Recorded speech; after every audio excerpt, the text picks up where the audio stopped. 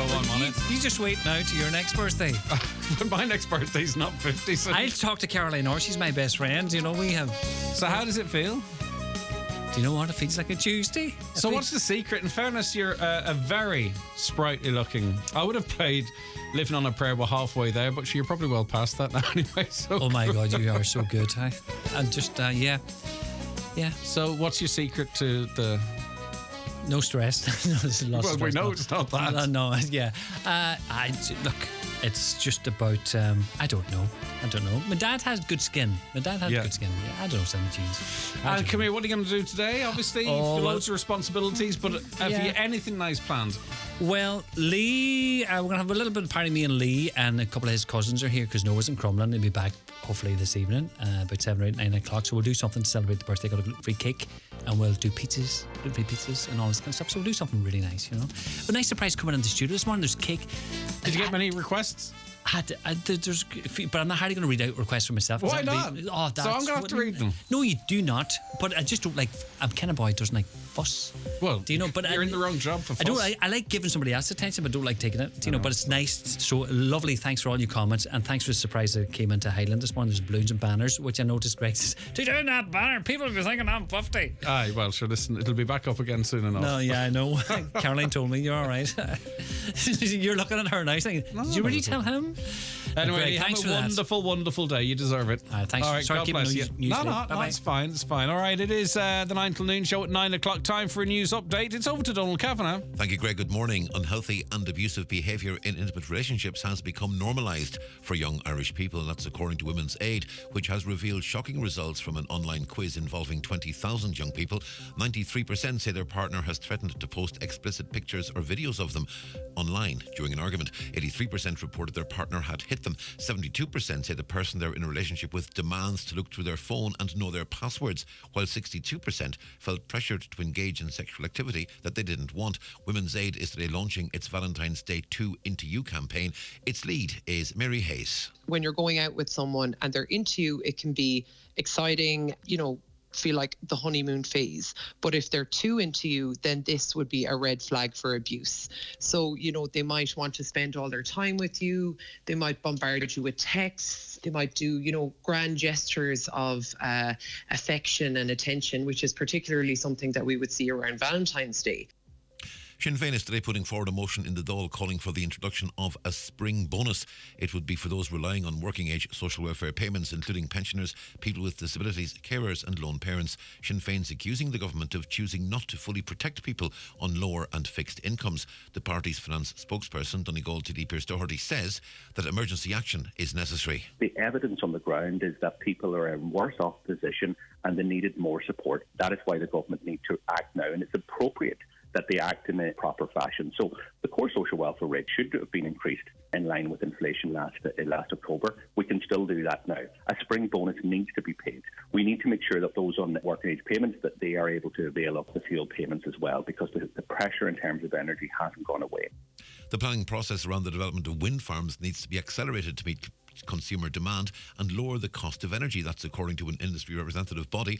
Wind Energy Ireland says the grid infrastructure and planning system necessary to achieve those aims are still not in place. New research released by the body ahead of its annual conference found 4 in 5 Irish people support wind farms, while opposition to wind energy has fallen to just 5%.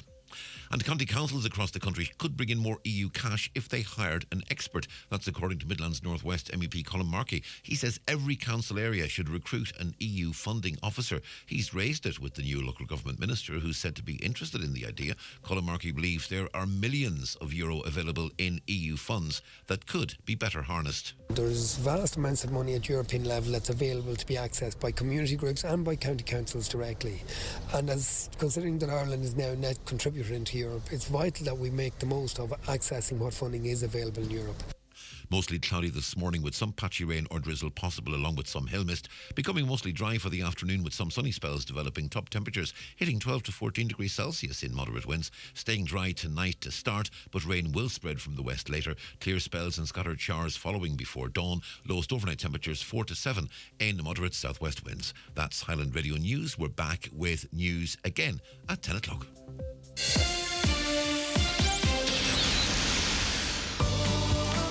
Are you in the process of moving to a new bank? Maybe you already have. Well, if you pay insurance or a pension policy by direct debit, just be sure to change your bank details so your policy continues uninterrupted. It's easy. Just contact your insurer, pension provider or broker today. For more information, visit understandinginsurance.ie/bank exit. Brought to you by Insurance Ireland.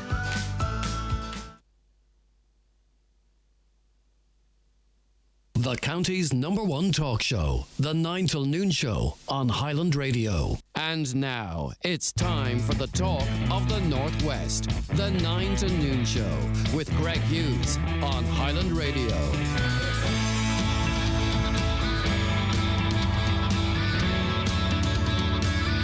Hello, good morning. You're very welcome along to the 9 till Noon Show at 5 minutes past 9 on Tuesday, the 14th of February. How are you keeping? I hope you're very well indeed, and hopefully you're along for the ride for the next 3 hours on the county's biggest radio show. And we also want you involved in it, by the way. WhatsApps and text to 086 60 25,000, 086 60 25,000.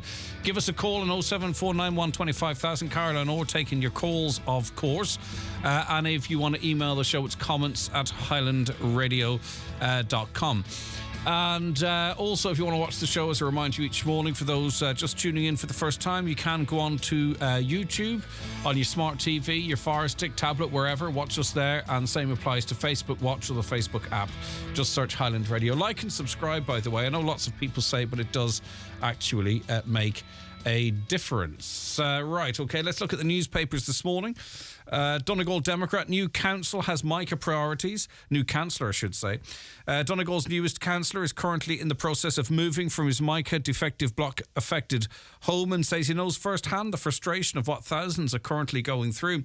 Port McGarvey was co-opted onto Donegal County Council yesterday, Monday, at a special meeting at HQ in Lifford. He will replace his uncle, Ireland's oldest public representative, 92-year-old Ian McGarvey, who has decided to retire.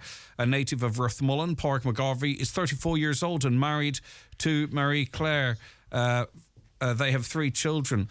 The incoming councillor said he was looking forward to the opportunity of representing the people and continuing upholding his uncle's commitment to serving the people. On to the Irish Independent now, and perhaps not necessarily good news if you're waiting for your NCT. You will be due an NCT because plans to cut huge NCT backlog are thrown into chaos. Plans to cut national car test backlogs have been thrown into chaos as the operator is set to abandon plans to hire lower skilled staff. The move by Applus is anticipated after mechanics rejected proposals to bring in a new category of worker to step up inspections. Applus wanted to recruit assistants known as inspection support personnel and planned that they would carry out the less skilled early stages of testing. The final stages, which involve checking the underbody of vehicles, would still be conducted by fully qualified mechanics. The Labour Court recommended that the plan should be ruled out on a trial basis, or rolled out, should I say. However, 87% of SIPTU members rejected its recommendations in a ballot last month. SIPTU argued that inspection support personnel lacked appropriate qualifications and would undermine its members' job security. There are an estimated 375,000 cars on the road without a valid cert or of roadworthiness, which is more than double the normal amount. So what do you think about that? I mean, I can understand maybe where the workers are coming from. They could see this as some kind of a ruse to ease them out and maybe have lower paid workers in their place. I'm not sure as to their motivations, but there you go. It's not good news if you're waiting for your NCT anyway. The Irish Times tells us that a businessman owed money by a GEA star who's now under investigation for fraud has claimed that the sportsman was playing golf at a time he said he was overseas receiving cancer treatment. The millionaire businessman secured a debt judgment against the retired player for tens of thousands of euro after lending the sports star a 6-figure sum at a time when he had told him that he was to be undergoing treatment in the US. The entrepreneur is one of several friends, acquaintances and business associates of the former player who were owed debts by him and who have made statements to the Guardian. As we heard from our own Brendan Devaney yesterday, he himself had been contacted by this individual and Brendan concluded that, He's an awful long way from where this former player is, so he must have been desperate. He must have been casting that net incredibly wide. Well, the former GEA player is being investigated for alleged fraud and deception by detectives from the National Garda Economic Crime Bureau. A number of people who had given him money believe he did not have cancer and have made complaints to the Gardaí, claiming that they were deceived into giving him money. It's a really unfortunate story on so many levels. The government could soon be feeling the ire of the farming community because farmers have warned there will be nothing short of an uprising in rural Ireland if vicious measures are applied to the agriculture sector to meet net zero targets. It comes as senior government sources acknowledge that the suggestions contained in a report reveal one of the most politically challenging issues it faces. The Irish Daily Mail reported on Saturday that Ireland would need to quadruple its afforestation targets, reduce the number of livestock by 30%, and re-wet 90% of reclaimed land if the agriculture sector is to meet net zero targets. The government is committed to reaching net zero for carbon emissions by 2050, so the work really needs to start now. But the Irish Farmers Association yesterday warned if some of the headline scenarios outlined in it were to proceed, it would be completely unacceptable to the association and its members, and it would cause, let's go to page 6, it would cause nothing short of an uprising in rural Ireland. So some of the proposals, 30% reduction in herds effectively, and a huge increase in afforestation, and then of course the re-wetting of 90% of reclaimed land if the agricultural sector is to meet net zero targets. We're looking to speak to farming reps over the course of the morning, obviously. That work's ongoing. Irish consumers forked out around 3 times more for energy compared to multi-billion euro corporate giants over the course of a year, new figures show. State-owned Electric Ireland, Energia and Bord Gáis were charging some multinational customers much less than their domestic counterparts from 2021 until last year when prices started rising. Some multinational customers paid between 6 and 12 cents per kilowatt hour during that time, while Irish companies were forking out over between 15 and 43 cents, for example. Electric Ireland charged US-based Boston Scientific, who have an operation in Cork, 12.25 cents per kilowatt hour for electricity last year, while German transport group Kuhn, Nepal, I believe it is, or Nagel, I think, paid 12.73 cents. And in 2011, Canadian electronics giant Celestica paid Electric Ireland 6.17 per kilowatt. US drug maker West Pharmaceuticals were charged 7.22 cents per kilowatt by Energia last year. By comparison, Irish families paid between 43 and 45 cents per kilowatt hour for their electricity last month, according to the Sustainable Energy Authority of Ireland. In 2021, the typical rate was between 15 and 18%. So were we mugs? Were we effectively subsidising the multinationals? It looks like it. In a statement sent to the Irish Sun, Electric Ireland claimed they made no distinction between multinational and domestic companies and offer competitive rates to all customers. But anyway, something was going on there. We were paying through the nose, and multinationals with plenty of money seem to have been getting a really, really good deal there. Ireland well placed for a good 2023, we read. Now, this on the face of it sounds good, but as I said before in this show many a time, there are, I think, multiple economies within Ireland. Overall, for some, they're going to do okay. Some companies are going to do okay, but I don't think this recognises the fact that many, many, many people and an increasing number of regular people are struggling, and many regular businesses also are struggling. But anyway, we'll read on and see what we can make from the statements here. The latest global survey from accountancy body ACA has shown positive signs for Irish economic performance in 2023. That's compared to other major economies around the world, with access to finance and business revenue remaining strong. The accountancy body's Q4 Global Economic Conditions Survey has found that while the global economy is showing signs of steadying, many indicators remain weaker than in previous years. we are outperforming rival countries across a range of important economic indicators. This includes access to finance, with only 5% of businesses there here reporting funding problems compared to 21% globally. Katrina Ellis, head of ACCA Ireland, said while this year will be challenging, there is an underlying confidence that the Irish economy is well placed to overcome these hurdles. And there's also, as I mentioned, reports that the economy is going to grow by 5% in 2023. Now, that would be good if it trickled down, but it doesn't seem to. The money, the wealth seems to stay within a small cohort of individuals and companies. But at the same time, you know, we, regular people, are living in what feels very much like recessionary times, where the money you earn or the money you receive is less and less valuable. But anyway, as I say, maybe things might change. The Irish Daily Mirror staying with that. The government's been urged to help people in gas arrears with the same level of enthusiasm they showed big business with 12 years of energy subsidies. New figures provided to an Oireachtas committee show 140,000 households across Ireland are behind on their gas payment.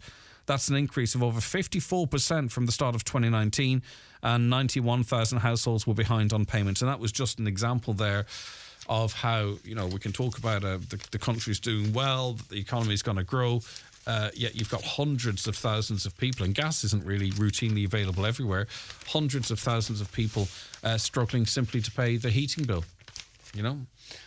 Finally, I don't know whether kind of in two minds as to whether to read this story out, but I presume some of you are still following Enoch Burke's trials and tribulations. He's apparently still turning up at the school, even though the cameras are no longer there, and he's facing massive fines. And he seems, in what he's trying to do, and I'm not really sure at this point what he's trying to achieve. I know he's standing by his principles, and everyone's entitled to do that, but I don't know what he's actually trying to achieve or change, or if there is any motivation in that regard. But his mum, his dad, his sister are there, you know, very strongly behind him. Maybe would they be better placed to say, look, you've made your point, because it's not a fight he can win, I don't believe. Maybe he needs more support. I don't know. To sort of maybe say that this is not, you know, that maybe you could do something else. I don't know.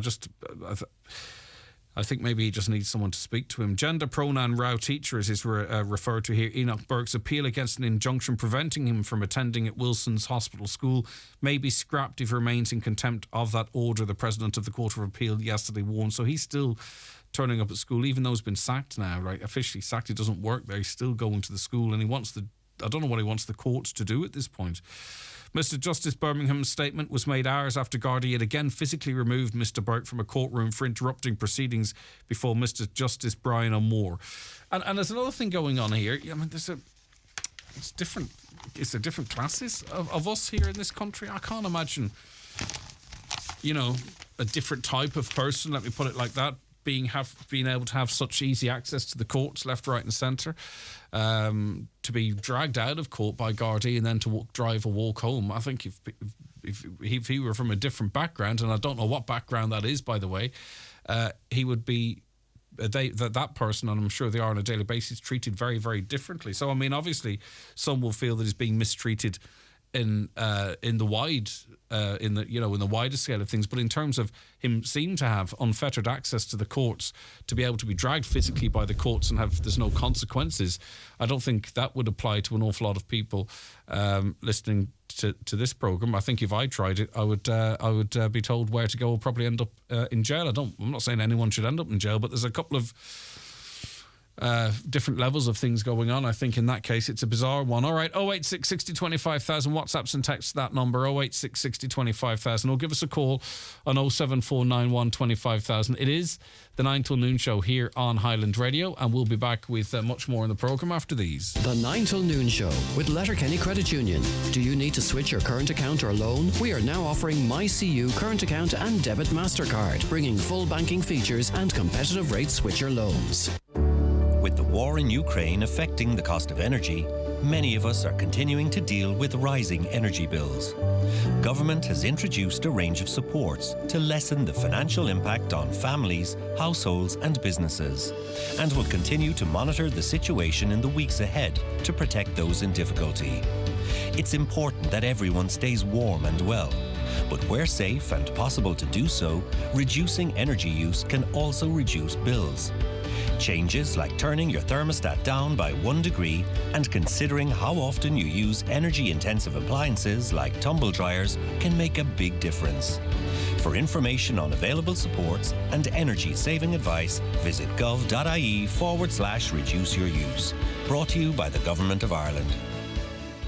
For all your training needs, Northwest Forestry Services Training Department Ballybuffet offer a wide range of courses from training bodies such as NPTC City and Guilds, QQI, LADRA and ABA International. Courses include all land-based services such as chainsaw, tree climbing and rescue, pesticides, working in heights and ATV training. Other courses offered include first aid responder, manual handling and building safety, to name but a few. For a full list of training courses and availability, contact Northwest Forestry Services Ballybuffet on 074 9132033. Fabric World's biggest ever winter sale is now on. There's over 5,000 metres of curtain and upholstery now half price or less. All craft and dress fabrics reduced and lining from £1. Why not insulate your home with half price fleece interlining or avail of our fabulous Euro rates at Fabric World Maydown, Derry. Right, you're very welcome back to the 9 till noon show. Now, I want to mention to you that for the day that's in it, that being Valentine's Day, someone's just heard that, and, you know, there's always one person that has heard me say that and went, what? Today? Okay, what it is. Excuse me, we have a couple of prizes to give away a little later on. We've got a basket of flowers from Alcorn's Florist. Alcorn's always produce the highest quality flowers, and we have a basket of flowers to give away. Also, we've got 2 pizzas and 2 glasses of house wine in Bida's Corner Bar. Bida's, it's Bida's, isn't it? Bida's. Bida's, it is Bida's. I was right the first time. In Bida's Corner Bar, the deliciously fresh-made pizza is now available in Bida's Corner Bar at the Century Complex. Call Century Complex on 07491211976 to book your table. So all we want you to do is text us in, and this is for those that are loved up, let's just put it like that. Text in about your person. Tell us the person that you're with, why you love them, why you're with them. And we'll select 2. They'll win those prizes. So we've got a night out of 2 pizzas, 2 glasses of wine in Bida's Corner Bar, or a basket of flowers from Alcorn's Florist. Just message us in. It's an opportunity to tell someone how much you love them. John Wilkie loves me, I know that. John, you can't enter, though. Good morning to you. Can you hear me okay? He's connecting to audio still. All right, John. We'll bear with you. Right, so if you want to win either of those prizes, just text in to us why you love the person in your life so much, what's good about them, why, I was going to say why are you with them, but it's, don't mean it like that. Right, okay, 086 60 25,000, text in or WhatsApp, or if you want to give us a call, it's 074 91 25,000, 074 91 25,000. We can have a bit of fun with that later on. A caller says, I want to give a big shout out to the chef and the good folks at Kelly's Restaurant and Pub in Carrick for their excellent cuisine. Yesterday morning we were driving back from the Bee shop in Glencolmkill and decided to stop in Carrick to get some breakfast. And I ordered a vegetarian breakfast at Kelly's. It was simply delicious. Kelly's really deserved a couple of Michelin stars for their excellent cuisine. Who would have thought you would find such good food in a Donegal village like Carrick? Well, okay, I know what you're trying to say there, Raymond, who messaged that in, but I wouldn't be surprised. It goes to show. Again, my compliments to the chef and staff at Kelly's. John Wilkie, can you hear me? John, he looks like a pilot here on my screen, but I'm not sure he can hear me. I don't know if the problem's on my end or his end. Maybe we'll get him on the phone. We'll see if he connects in there. A caller says, one night last week, my daughter was driving in the Lissanennen area, Caroline, isn't it? Lissanennen. Listen, one night last week, my daughter was driving in the Lissanennen area and a fella dropped his trousers and she nearly went off the road. Then she was aware of it happening. The next night, it was eggs they were throwing, but she avoided them. Then another night, they were throwing flames. I think these are the canisters that we were talking about. If someone panics and swings across the road, there could be untold damage. But what was more annoying was when I rang the Garda to send a car out, I was put through to Galway, and it was a complete waste of time. Well, you see, unfortunately, that's just the way it is now. I'm not saying it's just a waste of time now. I'm saying, unfortunately, now your calls are going to be transferred to Galway. They go on to say that if I'm being attacked by someone in my house, I have minutes between calling the Gardaí and dying. I don't have time to give directions to a Garda station in Galway. What's going on with the new call system? Well, the reality is that... I presume the calls are triaged on seriousness. Right, John Wilkie, are you there? Hello, John. How are you? I'm doing good. I can see you, and I'm listening to you on the phone, so don't pick your nose, all right? Come here. How are you getting on, John? Getting on great. Getting on great, Greg. Happy Valentine's Day. And same to you, John. Now, you are raising an important issue. You're feeling annoyed as to what's going on in the county. Talk to me about it. Or Letterkenny particularly, I think. Well, I'm always kind of getting annoyed about traffic and getting annoyed about rubbish. It's just, I think, since the pandemic or after the pandemic, things have got a bit worse, Greg. There seems to be more people dumping rubbish, and in particular, the Windy Hall Road, the Kelly-Laston area, Letterkenny. I've been up there now, living on this year, the 4 years now in October. And you'd be glad to get 2 bags, or if you're out picking rubbish on a Sunday. But now it's escalated between 9 and 12 bags. I think there's more. We have to go back this weekend again. What kind of rubbish is it, John? It's bottles, cans, wine bottles, nappies particularly, all sorts of stuff. I found tyres, people's mats rolled up and a piece of string on them. So it's organised rubbish dumping, if you like. It must be like somebody out for a trip and they just fire the nappies out, or they fire the bottles. There's no call for it. There's a bottle bank nearby up at the shop there at the Apple Green. The council do provide skips for different people if they want to do spring cleans. The Tidy Town, contact them. That's what we're here for. But it's just on a Sunday afternoon, I could be away having a meal with my wife or whatever the case may be. I know I'm doing a bit of hiking at the moment, but look, it's just absolutely unbelievable. Now, some people, John, some people will text in, right? And I have sympathy for this point of view. They might say that it's too expensive for some people to be able to dispose of the rubbish, that they simply, that's part of the problem here, that we have to have better access, more affordable access to refuge collection. I suspect that you would not see that as an excuse, a justification for this action. Look, I know people's going through hard times. It's tough out there with the price of coal, the price of oil, the price of gas, electricity. We know we're going through a tough time. But hey, wait a minute. They're dumping stuff that could be put in a bottle bank. There's no culvert. The worst comes to the worst. If you were in tough times, you could hold on to your bin for 2 or 3 months. Yeah. It's what is it now, £11 or €11? I know it's tight, but I don't know. It's just so sad in our environment. We're trying to push tourism. It's unlikely the Letterkenny Tidy Towns is going to win again. We won it in 2015 with amazing people in the town, the cleaners. John McLaughlin is a great man there for the council. He's pushing all these different things. I don't know. Right.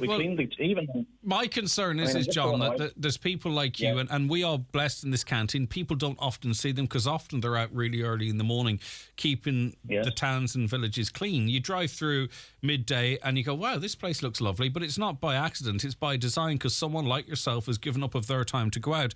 I just would worry that the goodwill of people like yourself could be broken, in that you feel like you're fighting a losing battle. Why should I keep cleaning up after people who don't give a crap about their own county or their own area? And I'm not suggesting you're ready to give up, John, but I wouldn't blame you. Look, Greg, I'm at it a long time now, 16 years. When I lived over Lower Dromore, we cleaned the dual carriageway. I says, well, that's a mad idea. But look, we did it again there during the pandemic. And with 200 bags of rubbish, we've got dog houses, we've got suites of furniture, microwave ovens. Holy mother of God, and the dog. Who dumps a mic? How do you get a microwave out of a car window? What's going on? I was speaking to the Letterkenny Skip Hire there, people, and they says, look, we'll take anything, John, if anybody wants to deliver it with a plug free of charge. Yeah. There's copper, there's metal, there's batteries. I found it all. There a while back there, I found dead pups. What's the excuse for that? Heartbreaking. I would hope, it would be lovely if we could appeal to people's conscience, John, and it would stop like that. But unfortunately, I don't think, I think history has shown that that's not really the case. And there are some people that just don't give a crap. And I'm sorry to keep using that word, but it's the only way to describe it. So what do we do then? Like, do we start sort of having mobile CCTV cameras that can be moved into hotspots that can nab number plates? Because you have to catch someone in the act or find some evidence of what they've done. Do you know what I mean? So enforcement, the carrot's not working. So what do you think? I'm sure you've had an opportunity to think about this. What do you think should be done now then?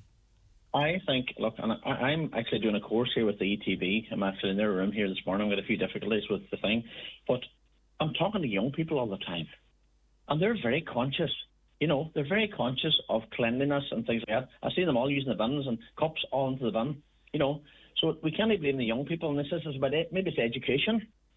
But there's no excuse for anybody dumping cups or cans or bottles or nappies along a road. There's no, I cannot, for the life of me, get the better. See, the problem is, because, like, I want to call it out here, and it's like when we're talking about people that park in spaces that are reserved for people with a disability, okay?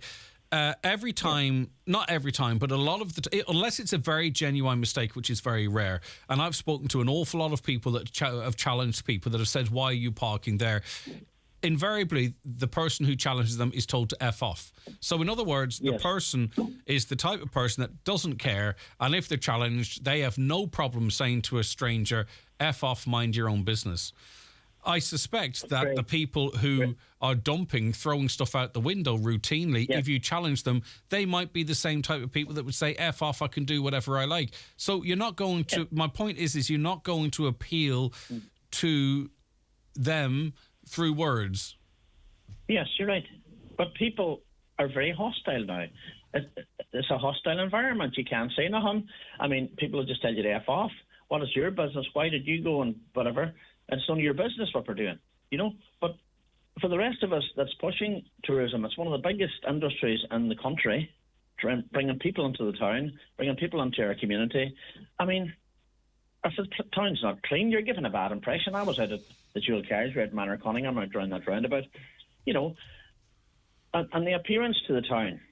I know I do hark on about things, but it's just, I just love the town. I love Letterkenny, and anything to do with annoying people, particularly, say, traffic, rubbish, we shouldn't be, and it's very, very sad that people are like that. Why they would do that, I don't know. And I think it's fair to say that it's not exclusive to Letterkenny. I'd say there's Tidy Towns reps right across the region now going, it's the same where we are.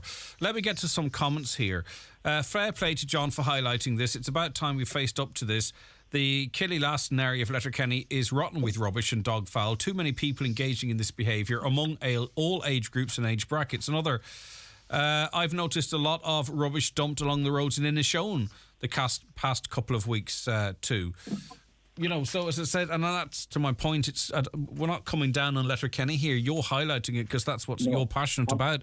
But there does seem to be more of this across our county, across our region. Well, excuse me. I don't know what happened in 2019 or around the pandemic, but there was less people on the road.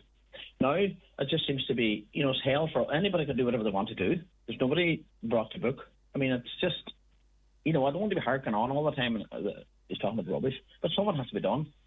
It's, I don't know, it's just very, very sad, really. I'm just upset. I'm sorry. What support could you get then in terms of trying to reduce this, do you think? Well, even people, I don't know. Even in that area, it's a quiet road. I actually, believe it or not, I said to one of the people in the Tidy Towns, Neil Blockley, I said to him, I'm going to rename Windy Hall Windy Hall, because that's only wine bottles on it. I mean, I can't understand why. I mean, I found printers, I found fans. I mean, it's just everything's out the window. It's not just the towns. I think, wasn't it in September, we had Donegal beaches ranked as littered. We always talk about dog poo and the problems with that, yet we had just one dog fouling fine issued in the last 2 years. Excuse me. Yes. There is certainly a gap in enforcement because people feel that, A, they won't be caught, and if they're caught, they won't be prosecuted. So you're always going to have a certain person with a certain mindset that thinks, well, if there's no consequence to my actions, why should I put this in my bin when I can chuck it out my window? You're absolutely right. I don't think anybody really gives two tosses. They don't give two hoots. But I mean, maybe it's the life we're living in, maybe it's the environment. I know there's more important things in the world. I know there's earthquakes and there's pressure from fuel and electricity and all that. But once we lose that love of community, lose that compassion, we're finished. We've got the love of man, the love of humanity, the love of country, God, whatever you want to call it. Once we lose that, it's gone. We're not going to get it back. We need a wee reset. I think we need a reset because there is I really don't want to get into a different area, but what we have is in this country a little bit now, we're finding ourselves blaming other people for stuff, right? Without actually looking internally, without saying, right, okay, so it must be that person that's doing it, or this must be doing it, or that group of individuals are doing it, as if there was never any littering or crime or assault or anything before. You know what I mean? So we're deflecting here. And I know you're a man of compassion. You don't like to say it, you don't like to say anything else, but you're a man of compassion of the people. You know what I mean? So if we lose that now in our communities, it's gone. It doesn't matter what we have. If we lose that love of our community, because that's what's lacking in our community now, is a bit of compassion, a wee bit of kindness. Pick up that. No, why should I do that? It's very, very sad. That's all.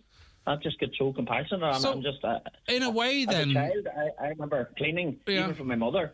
Maybe it's an OCD thing. I don't know, but I always kept the place tidy, and that's in the 70s when we had nothing. So it was that kind of, just tidying up and cleaning, and it just extended it, to the community, and it's just trying to. I mean, there's people sitting about doing it. Now, I don't mean that in a bad way, but there's lots we could be doing. There's lots of people. I mean, I don't know. But you see, you could get an army of people to clean the country. Yeah. But John, that still means that people who feel it's okay to chuck stuff out the window, to throw a microwave out the boot of the car, we're just cleaning up after them. That would be a solution, but it doesn't fix the problem.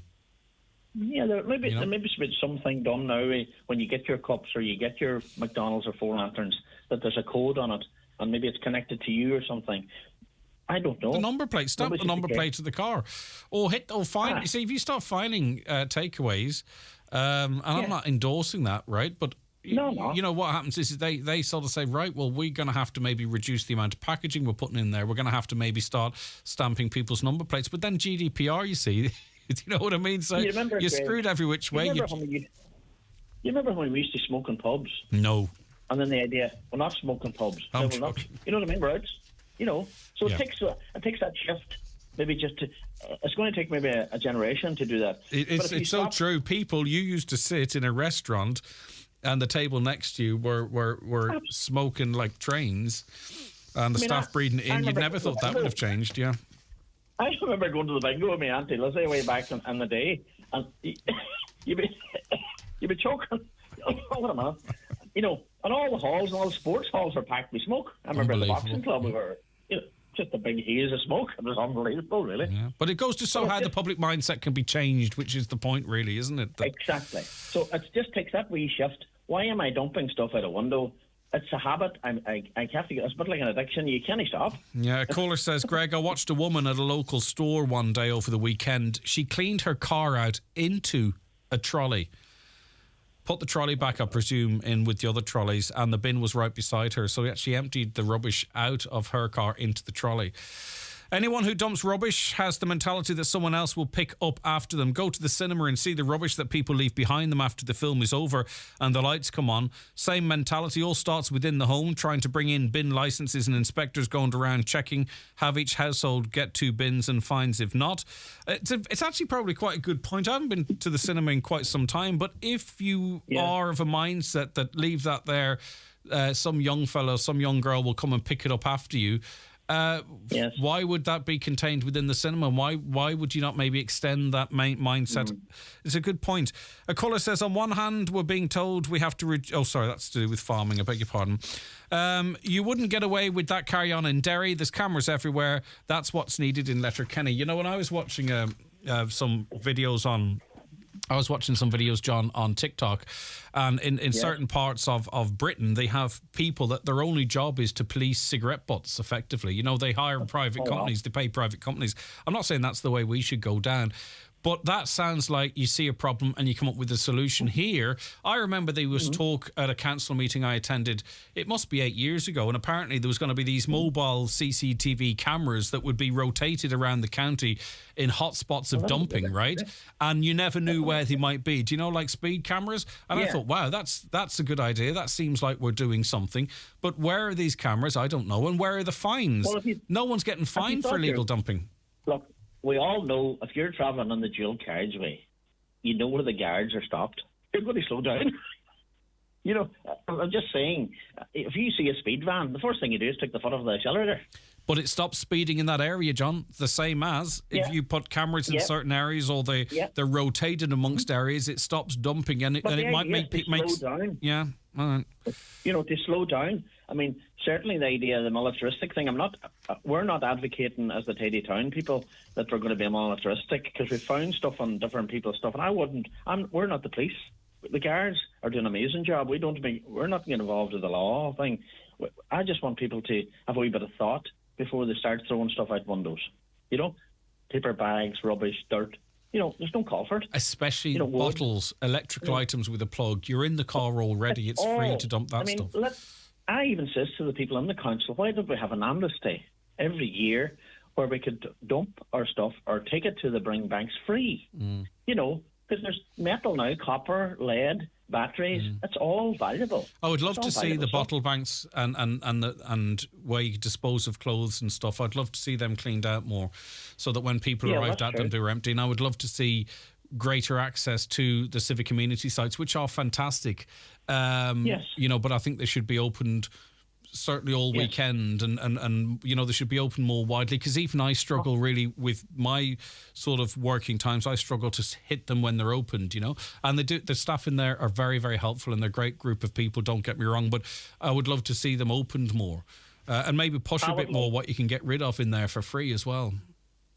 How can we make change, Greg? This is what you were talking about earlier. How can we make change? We only can make change when we look in the mirror, look at ourselves, what we're doing today. You know, should I do that? Should I do this? How am I going to help the environment? You know, look, in 40, you were talking about 40 years there, about the ecosystems and things, I guess, here. But look, we might be here in 40 years. But if things keep going, if things keep deteriorating, all right, John, we just have to do a wee bit in our own area. We have to move on.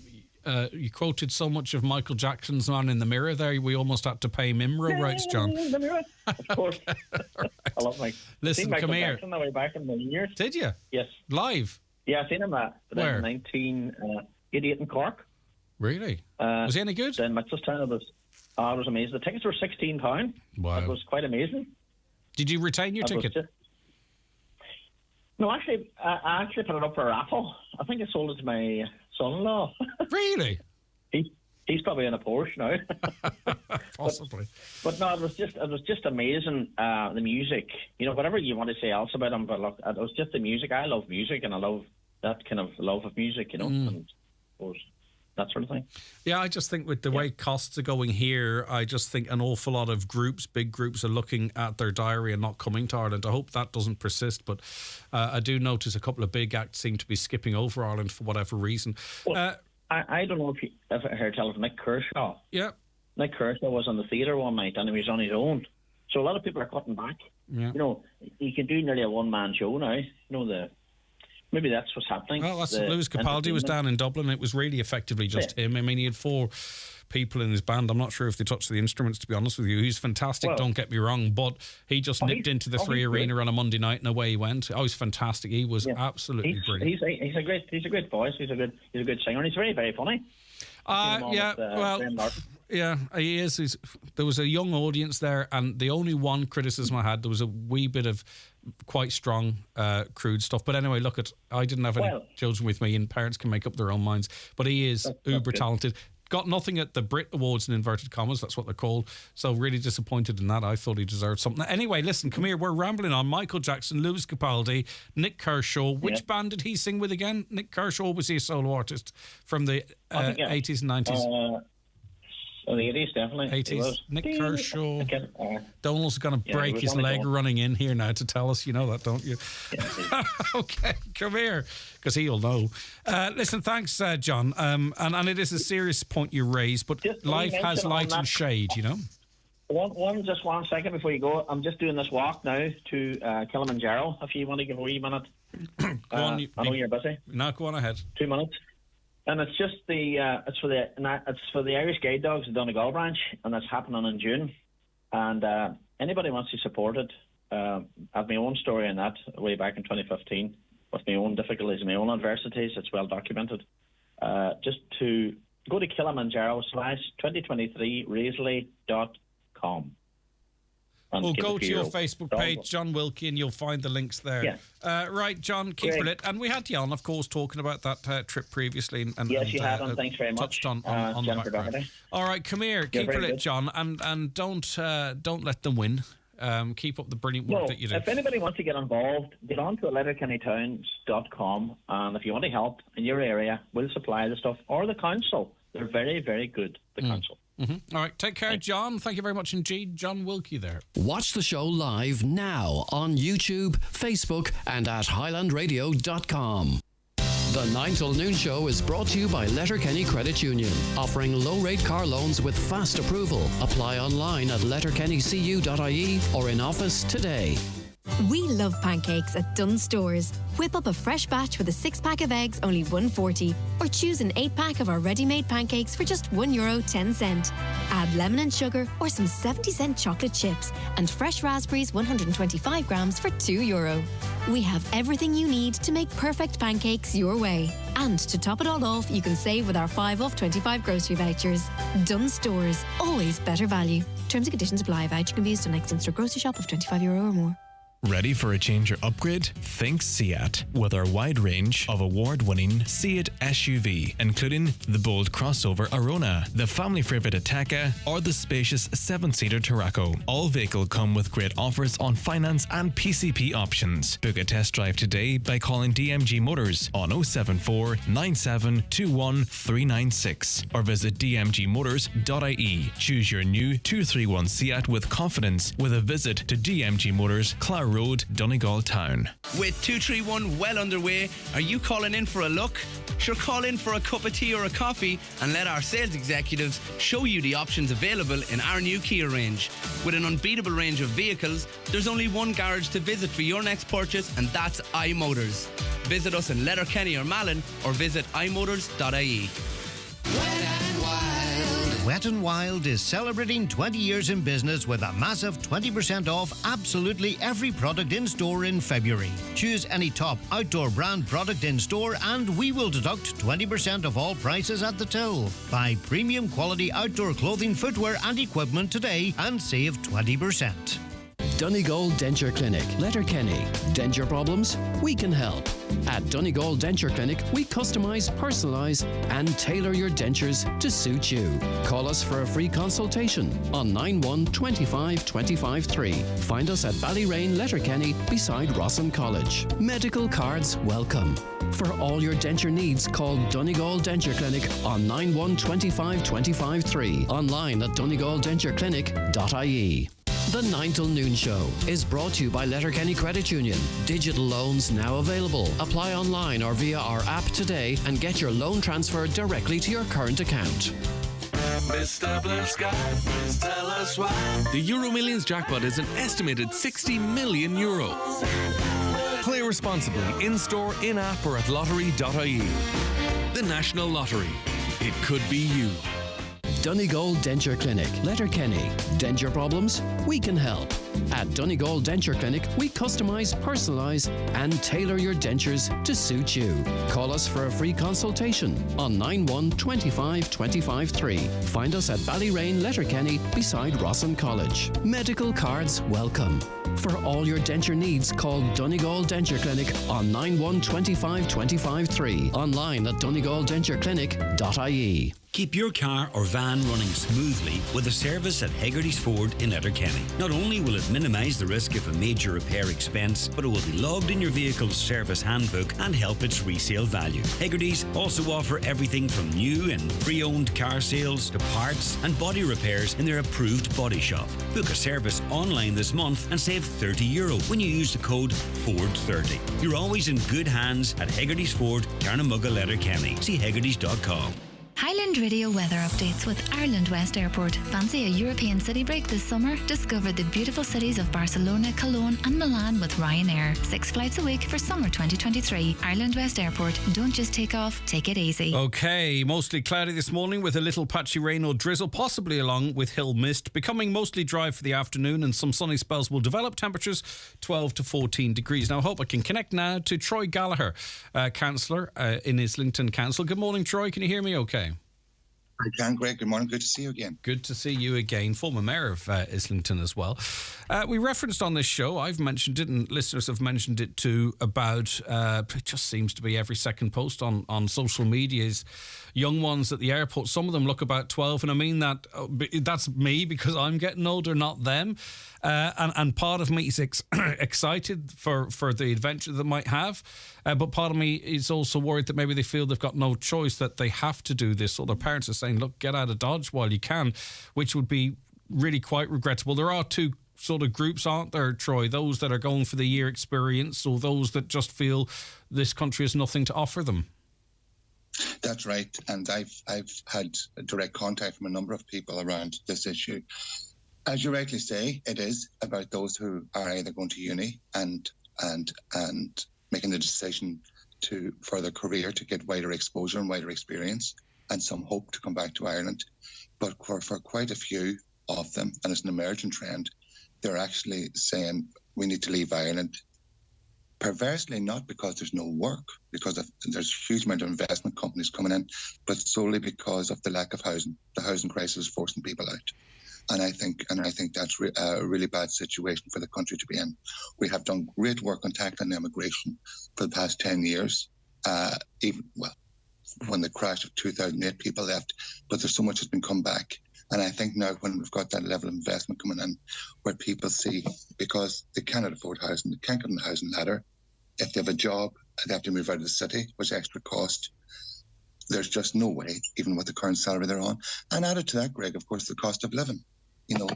And yesterday Richard Logue on your show rightly said about the lack of infrastructure and the hope for the railway between Sligo and Letterkenny and wider. That equally is a huge issue, the lack of being able to get to the places where they can work, and of course broadband. And as we know, sadly, the government hasn't met its own targets that it agreed with the EU on the national broadband plan. All of that contributes towards the need for people to think there's a lack of hope. And it's that lack of hope that's really worrying me. Yeah, and I think you've hit the nail on the head. It is the lack of hope, that it's a desperate move. Because always as well, and I think Leo Varadkar tried to make the point, but I think he didn't do so very well in that you could be going from the frying pan into the fire too, because the grass isn't always greener on the other side, and some leave, perhaps don't want to come back with their tail between the legs in inverted commas, and I would never see it like that, by the way. I'm just saying that how they might see it, and end up maybe struggling in a different country without the family network of support. Do you see any of that, Troy? Yeah, I do, Greg, and I've seen it for since 2008. Before I became a councillor, quite a lot of people come to my surgery and say, when they come over, first of all, Troy, where do I need to go? How do I?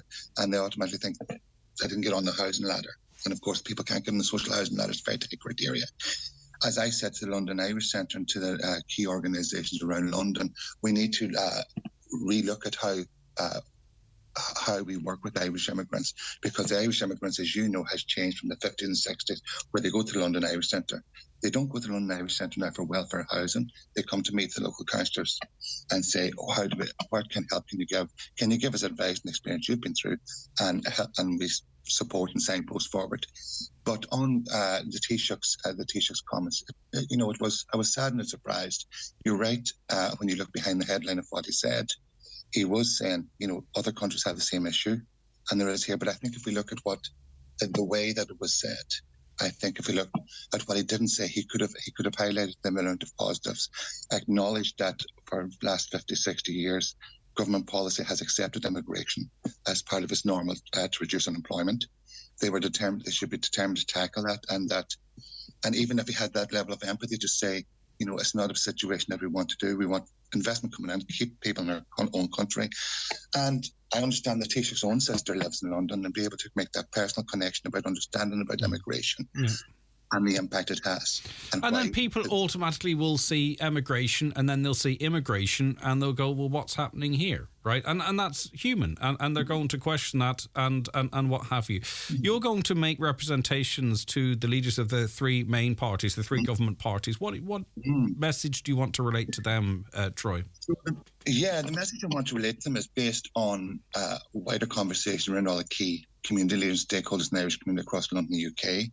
First of all, it is to understand make them aware about the issues of immigration, how we can actually tackle immigration, but at the same time too, getting people back into the country, immigrants returning. Can I just do a big shout out to Donegal County Council, who are really doing great work on this, Gary Martin and Marie Conlon, and led by Councillor Cian Brogan from the Economic Development Team. They really are punching above their weight, going into London, contracting with the City of London to say, how can we reach the residents and bring them back and look at what's on offer. I met with a number of Limerick and Cork, which I remember earlier, to say, who had the conversation with me to try and follow that route. So I think it's how the government works with the local authorities, with the IDA, to be able to bring back a pathway to say to people who are returning, here's what's on offer, and have the realistic view, but they need to be able to put in the employment targets of what's there. They can't just give the aspiration and ambition. They need to have some metrics, and they also need to be able to say, here's how we hold ourselves to account going forward the next 10 years. Here's how many we want to return. Here are the jobs available, and to focus on tackling immigration. One other thing, Greg, if I make quickly, is that the current diaspora strategy is coming to an end in 2025, and I think it's now is the time for governments and for the parties to have the conversation with leaders of the Irish immigrant community to contribute towards that and shape a more meaningful, tangible delivery of how they can tackle stop immigrant going out, but also increase the coming back. All right, Troy, I want to get you back on when we've a bit more time. And another thing I noticed, and I kind of just feel for those heading off now, and I'm not, is when I was over in London as a guest of yours on one occasion and a second time for a different thing, is speaking to people kind of my age who are over in London, and they want to come home. All they want to do is come home, but their roots have gone into the ground, and sometimes you feel they're going to spend the next 20 or 30 years or however long they're given hawking for something, and it must be an awful pull. It must be an awful pull on a person to sort of have that desire to go home, but you've got grandkids now in schools in London, or a daughter that's in a relationship and you can't leave them behind you, and it's great that they've achieved something, but I just hope those leaving now know that the longer you're away, and even though you really want to come home, the more difficult it can be, and it's kind of like a tragedy. It's a tragedy. Yeah. It's there's happiness there, but there's sadness there.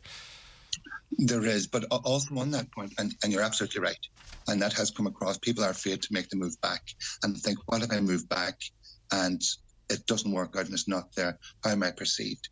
And I think we need to be clear about the ones, as you rightly say, who have made their life, they have grandkids, and say, I'm here for the rest of my life. There's the other group that wants to come back with family for better quality life. But at the same time, too, Greg, this is what's really important. Why we need to recontract the relationship between government, Ireland, and the relationship with immigrants is because people have a right to still contribute in whatever shape and form, and also come up with the ideas and solutions that they've had through their experience. For example, off the top of my head, how to tackle male suicide, which is an issue in Donegal in Ireland, and be able to shape towards it and contribute towards that new Ireland, that new pathway going forward, and have that actual meaningful experience and not just theory or aspiration. All right, brilliant, Troy. Lovely to see you again. Lovely to chat to you. Thank you so much indeed. All right, take care of yourself. Bye-bye. Right, we're going to the news now, which will be a minute late. My apologies to you and Donal, I think it is. We'll be back with more after the news and obituary notices. The 9 till noon show with Letterkenny Credit Union, now offering mortgages from €40,000 to €600,000. with no hidden fees or transaction charges. Letterkenny Credit Union, 9102127. Mr. Blue Sky, please tell us why. The Euro Millions jackpot is an estimated 60 million euro. Play responsibly in-store, in-app or at lottery.ie. The National Lottery. It could be you. Donegal Denture Clinic, Letterkenny. Denture problems? We can help. At Donegal Denture Clinic, we customise, personalise and tailor your dentures to suit you. Call us for a free consultation on 91 25 25 3. Find us at Ballyrain, Letterkenny, beside Rossin College. Medical cards welcome. For all your denture needs, call Donegal Denture Clinic on 91 25 25 3. Online at donegaldentureclinic.ie. Take something old and make it new with the Vacant Property Refurbishment Grant. Get up to €30,000 for a vacant property or €50,000 for a derelict property to help you create your new home. Plus, the scheme now includes cities, towns, villages and all rural areas, so there are more options than ever. Breathe new life into an old home. Head to gov.ie/vacancy for more information on how to apply. An initiative of the Government of Ireland. Donegal County Council would like to invite residents of the Donegal Town and Ballybofey-Stranorlar areas, members of the public and other interested parties to participate in the first public consultation for the Barnesmore Gap Greenway project. The project is currently in its initial concept stage, and the purpose of the consultation is to inform the public of the project and to invite feedback on the study area, constraints and any other issues or opportunities the design team should consider. The public consultation will take place in the Abbey Hotel, Donegal Town on Wednesday the 22nd of February between 12 and 8 p.m. and Jackson's Hotel in Ballybofey on Thursday the 23rd of February between 12 and 8 p.m. County Council staff and their design consultants will be present on the day to listen to and to register your views. For additional project information, please visit the dedicated project website at barnesmoregapgreenway.ie or contact the Donegal National Roads Office on 074 972450 or by email at design@dnrdo.ie. Live, on air, online and on the Highland Radio app. This is Highland Radio News. Good morning, it's Donna Marie Doherty bringing you the 10 o'clock news. Sinn Féin is today putting forward a motion to the Dáil which calls for the introduction of a spring bonus. It would be for those relying on working age social welfare payments, including pensions, people with disabilities, carers and lone parents. Sinn Féin has accused the government of choosing not to fully protect people on lower and fixed incomes. The motion is in the name of the party's finance spokesperson, Donegal TD Pierce Doherty. He says emergency action is necessary. The evidence on the ground is that people are in worse off position and they needed more support. That is why the government need to act now, and it's appropriate that they act in a proper fashion. So the core social welfare rate should have been increased in line with inflation last October. We can still do that now. A spring bonus needs to be paid. We need to make sure that those on working age payments, that they are able to avail of the fuel payments as well, because the pressure in terms of energy hasn't gone away. Richard Britton is the chairperson for Fine Gael's parliamentary party. He has defended the government's most recent budget. The budget was an exceptional package, and not only did it have double weeks and the basic increase, but it had bonus payments for fuel allowance, for low-paid families, for carers, for disability. It had a fuel credit for everyone. It had special increases for renters through tax relief, for students, and it was designed to meet a whole range of families that are coming under pressure. 93% of young people say their partners has threatened to post explicit or intimate videos online when they fight.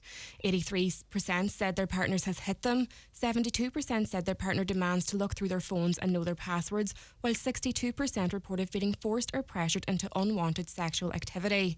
The shock findings come from Women's Aid, which is launching its 2 Into You Valentine's Day awareness campaign.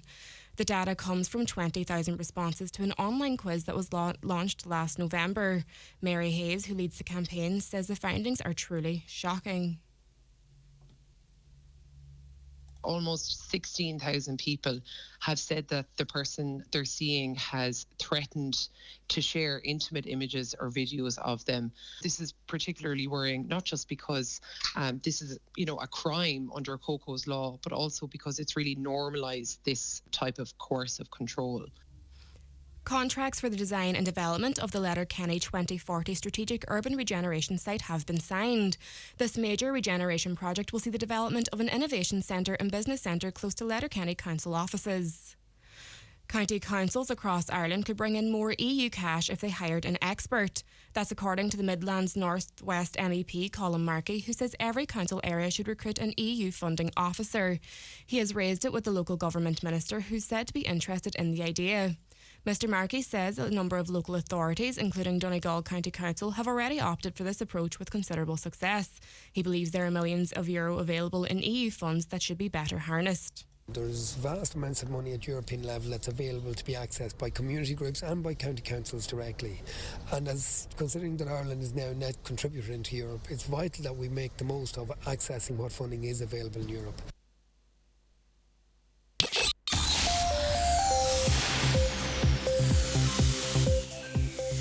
And now for weather. Mostly cloudy this morning with patchy rain or drizzle possible along with hill mist. Becoming mostly dry for the afternoon and some sunny spells will develop. Highest temperatures generally ranging 12 to 14 degrees and moderate winds. That's all for now. Back again with more headlines at 11 o'clock.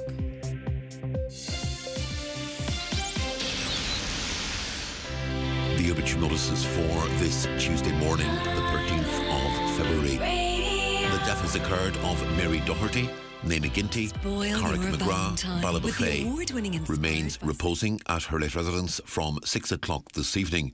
Funeral from there on Thursday morning at 10:30 for Requiem Mass in St Mary's Church, Sesha O'Neill at 11 o'clock, followed by interment in the adjoining churchyard. The Requiem Mass will be streamed live via the parish YouTube channel. Donations in lieu of flowers, if desired, to the Donegal Hospice directly or care of any family member. The death has taken place of Rosemary Malloy McGillan, 2 Orchard Street, Strabane, reposing at her home. Funeral from there tomorrow morning at 10:25 for Requiem Mass in the Church of the Immaculate Conception, Strabane at 10 o'clock. Interment afterwards in Strabane Cemetery. Family time, please, from 10 p.m. to 11 a.m. Requiem Mass can be viewed live via the parish webcam. The death has occurred of Frederick David Russell, Cavan Upper, Killygordon. Remains reposing at his late residence. Funeral from there tomorrow afternoon at 1:15 for service of Thanksgiving in Stranora Presbyterian Church at 2 o'clock, with burial afterwards in the Church of Ireland Churchyard, Stranora. Family flowers only, please. Donations in lieu if desired to the Donegal Down Syndrome Association directly or care of any family member. The house is private, please, to family and close friends at the request of the deceased. The death has taken place of Tony Horner, 70 Summerhill, Prehen, Derry, reposing at his late home with family time, please, from 10 o'clock tonight. Funeral from there tomorrow morning at 9:15 for 10 o'clock Requiem Mass in St Columbus Church, Long Tower, Derry, followed by interment in the city cemetery. Family flowers only, please. Donations, if desired, to Mary Curie, care of McLaughlin Funeral Directors. The death has taken place of Michelle Harton, 108 Woodbrook, Derry. Michelle's remains are reposing at her late residence. Funeral from there tomorrow morning at 9:45, going to St Mary's Church, Cockhill, for Requiem Mass at 11 o'clock, with burial afterwards in the adjoining cemetery. House private, please, from 10 o'clock tonight and before the funeral tomorrow morning. Strictly family flowers only, please, at the request of the deceased. The death has occurred of Siobhan McBride, née Gallagher, Glasgow, and Knockastallar and Mina Niller, Gweedore. Her remains will repose at Rorty's Funeral Home, Derry Beg, from 5:30 this evening until Rosary at 8 o'clock. Funeral Mass tomorrow morning at 11 in St Mary's Chapel, Derry Beg, with interment afterwards in Maharagallan Cemetery. Funeral Mass can be viewed live on Kieran Rorty Funeral Director's Facebook page. The death has taken place of James Boyce, 56, Massanas, Creasla. Funeral Mass in St Michael's Church, Creasla this morning at 11, followed by burial in St John the Baptist Graveyard, Carrigart. Mass can be viewed on mcnmedia.tv. Family time, please, before the funeral this morning. Family flowers only, please. Donations in lieu if desired to the Friends of Letterkenny University Hospital, care of any family member or James Harkin, funeral director. And the death has taken place of Daniel McCartney, 16 Buncrana Road, Derry, formerly of Moville. Funeral leaving his home this morning at 11:20 for cremation in Lakeland's crematorium at 2 o'clock. Family time, please, before the funeral this morning. For more details, including any family health guidelines for wakes and funerals, please go to highlandradio.com. Spoil your Valentine with the award-winning Inspired by Centra breakfast. Freshly squeezed orange juice, tasty Irish rashers and sausages, any three for €6. Or wow them with fresh Irish Angus sirloin steaks, complete with peppercorn butter for only €7. Centra, live every day. And you're very welcome back to the 9 till noon show. Thanks for joining us. Thanks for staying with us. Stay right where you are, because Community Garda information is coming up for you very, very shortly. Appeals relating to a burglary in Letterkenny, criminal damage in Lifford, criminal damage in Letterkenny, theft in Falcarra, and theft from a car in Ballybofey, reports of antisocial behaviour. All of that will be covered here first on the 9 till noon show as part of Community Garda information with Garda Sean Sweeney today, so stay tuned for that. You will not, it's useful, and you might be able to help in solving some of these crimes. Just to remind you of the text line, which has been really busy today, of course, 08660 25000, 08660 25000. Caroline's on the phones taking your calls on 07491 25000, 07491 25000. We were speaking to John about illegal dumping a little earlier on. I live on a road near a cafe, and every single morning I pick up the rubbish outside where people ate and just opened the door and threw the rubbish onto the street. Sickening, isn't it? Another, we need to start a campaign to make Donegal the cleanest county in Ireland now before the tourism season kicks in. Yeah, really something high profile. Let's get some signs out. Nice signs, by the way, out where there are hot spots. Embarrass people into not dumping. A question. Along the lines of, do you want to do this to your county or something like that? Do you know your neighbour is going to have to pick this up? I don't know, something a little bit innovative in these areas where they are. Nice signs, do you know what I mean, that we can take and move around if need be, but just to remind the litterer that there is consequences to their actions, because everything else isn't working really very well, is it? So let's get some signs in that challenges them. Are you sure you want to dump that package? Let's stick them up there. And let's do it now, so that by the time maybe we come to the summer season, we've changed people's mindsets a little bit. What about signs saying, do you know you can dispose of plastics and bottles for free? Or do you know you can dump anything with a plug for free? We have to start thinking outside the box, in my view. A few nice signs. Obviously, we don't want to make a mess to prevent a mess, but some nice signs in the hot spots, and let's directly appeal to the persons so that at that moment where they do what they're going to do, they have to think about it. So they have to look at this sign, read what it has to say, be told their neighbour's going to have to pick this up, or potentially their neighbour, you know what I mean, and go, right, I'm not going to do it. And if they still continue to do that after that, well then, I don't know what we're going to do. But I just think something like that where it's a little bit innovative, protect Donegal, protect your county, whatever it might be, however we have to phrase it. A psychologist can help us with the phraseology to try and deter people. And also in these areas, inform them of where and how you can dispose of stuff for free. In terms of nappies, let's put a sign up saying, when your baby grows up, would you want them to do what you're about to do? I don't know what it is. It's something different that involves a little bit of psychology in these hot spots. They're not everywhere, but I think we need to try something along those lines. Try it for a month, see if it makes a difference. Well done, John. You're so passionate about this subject, and you are right. You're so right in all that you've said. Just keep up the great work. That comes in from Mary. Morning, Greg. In relation to rubbish, I think bins should be compulsory in all households. Lots of houses don't have bins, and they have to push the rubbish somewhere. Well, yeah, that's anything that requires more rules or mandates, I'm a wee bit uncomfortable with. But at the end of the day, we have to think of the wider picture and protect our beautiful county and region. Greg, there's one man in our area that dumps and burns his rubbish alongside the road. He used to dump his feces until he was jarred about it. Okay, thanks. I haven't had breakfast yet, thankfully. Hi, regarding the littering, I think we're living in a time when a lot of people's attitudes are, it's not my problem, it's not my fault, someone else can do it. People want everything for nothing. Perhaps the council needs to up their game. Well, I'm trying to be solution focused, and I think I've come up with a reasonable suggestion, something we can try anyway that will cost very, very little. Hi, Greg, we can put business advertising on the signs. We can pay for them that way if money's an issue. Hi, Greg, just want to say no wonder people are throwing out stuff because it's 35 or 40 euro to dispose of a bed or a sofa.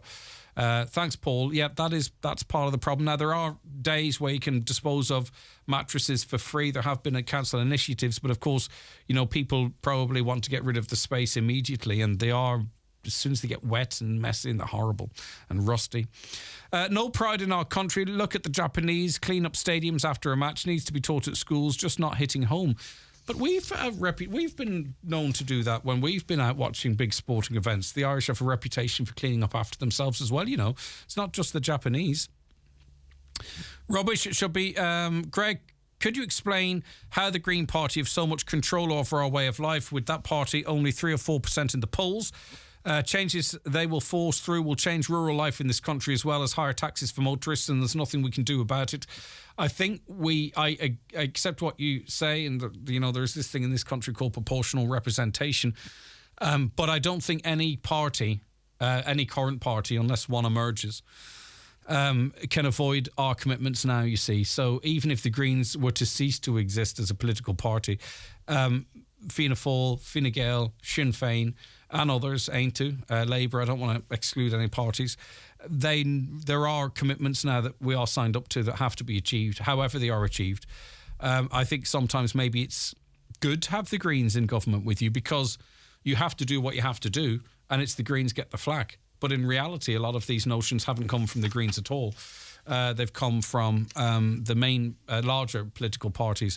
So even if you were to eliminate the Greens from the political landscape, we still are going to have to meet these targets, because we have signed up to them internationally, and we are intertwined through the EU and other mechanisms with internationally. So, as I say, even in the absence of the Greens, unfortunately, a little annoyances might go, but there's no future for turf in this country. There's no future for smoky coal. There's no future for ice engines. That's just the reality. In my opinion, I'm open to correction, but as I say, every party, with the Greens in the government with them or not, are committing quite similar stuff. How many litter wardens are employed in Donegal, and how many summonses are issued for littering? Not many, and very few. It should be asked why there are Melton Tidy Towns removed bins in the town. They were provided by the council. There's not one bin in the town now. I'm not sure. Bins can be bins in towns can actually be like honey to a bee for rubbish, in that they are designed that you can only get small things in, but people can find it's the same with bottle banks. Once they fill up, people still dump around them. So in a way, bins can become litter hotspots. I'm not sure what's happening in Ramelton or if that's the motivation, but I've seen it before, and particularly in the summer, that bins become an area where people just dump stuff even when the bin's full. I wouldn't be surprised if that is the case, if that was the motivation for removing them, but as I say, I do not know. Okay, I'm going to continue going through your comments, right? So don't go anywhere if you're waiting for your view to be read out. But what we're going to do now is take the bingo numbers, and then we are... before the bingo numbers, what I want to mention to you, just before the bingo numbers, because I don't want anyone to miss out. The Highland Fling, as you know, we're going on a trip, and that's the royal we. I'm not going unless Fionnuala insists that I go, which I doubt that's going to happen. But we... all the young, sexy people seem to be going on this trip to Glasgow, so that excludes me, between the 1st and 4th of May. And the reason I'm mentioning it again for you now is that we're down to the last... we're down to the last 50 seats, right? So that's 25 couples, effectively, or 50 individuals. So if you want to go to Glasgow at the start of May, luxury coach transfers I've been mentioning. Your ferry's booked, of course. No worries there. You can get some loads of fresh air, look at the sea. 4-star accommodation at the beautiful Crown Plaza Glasgow, which is close to Glasgow, so during the day or whenever you can go and explore Glasgow. Your breakfast and your dinner's included. And we've got 3 nights of musical entertainment booked. There's going to be music popping up around the building anyway, don't you know? But on May 1st, David James and the Ryan Turner Band. May 2nd, we've got Declan Early and guests. And on May 3rd, Robert Mazzell, loads of guests as well, guest singers.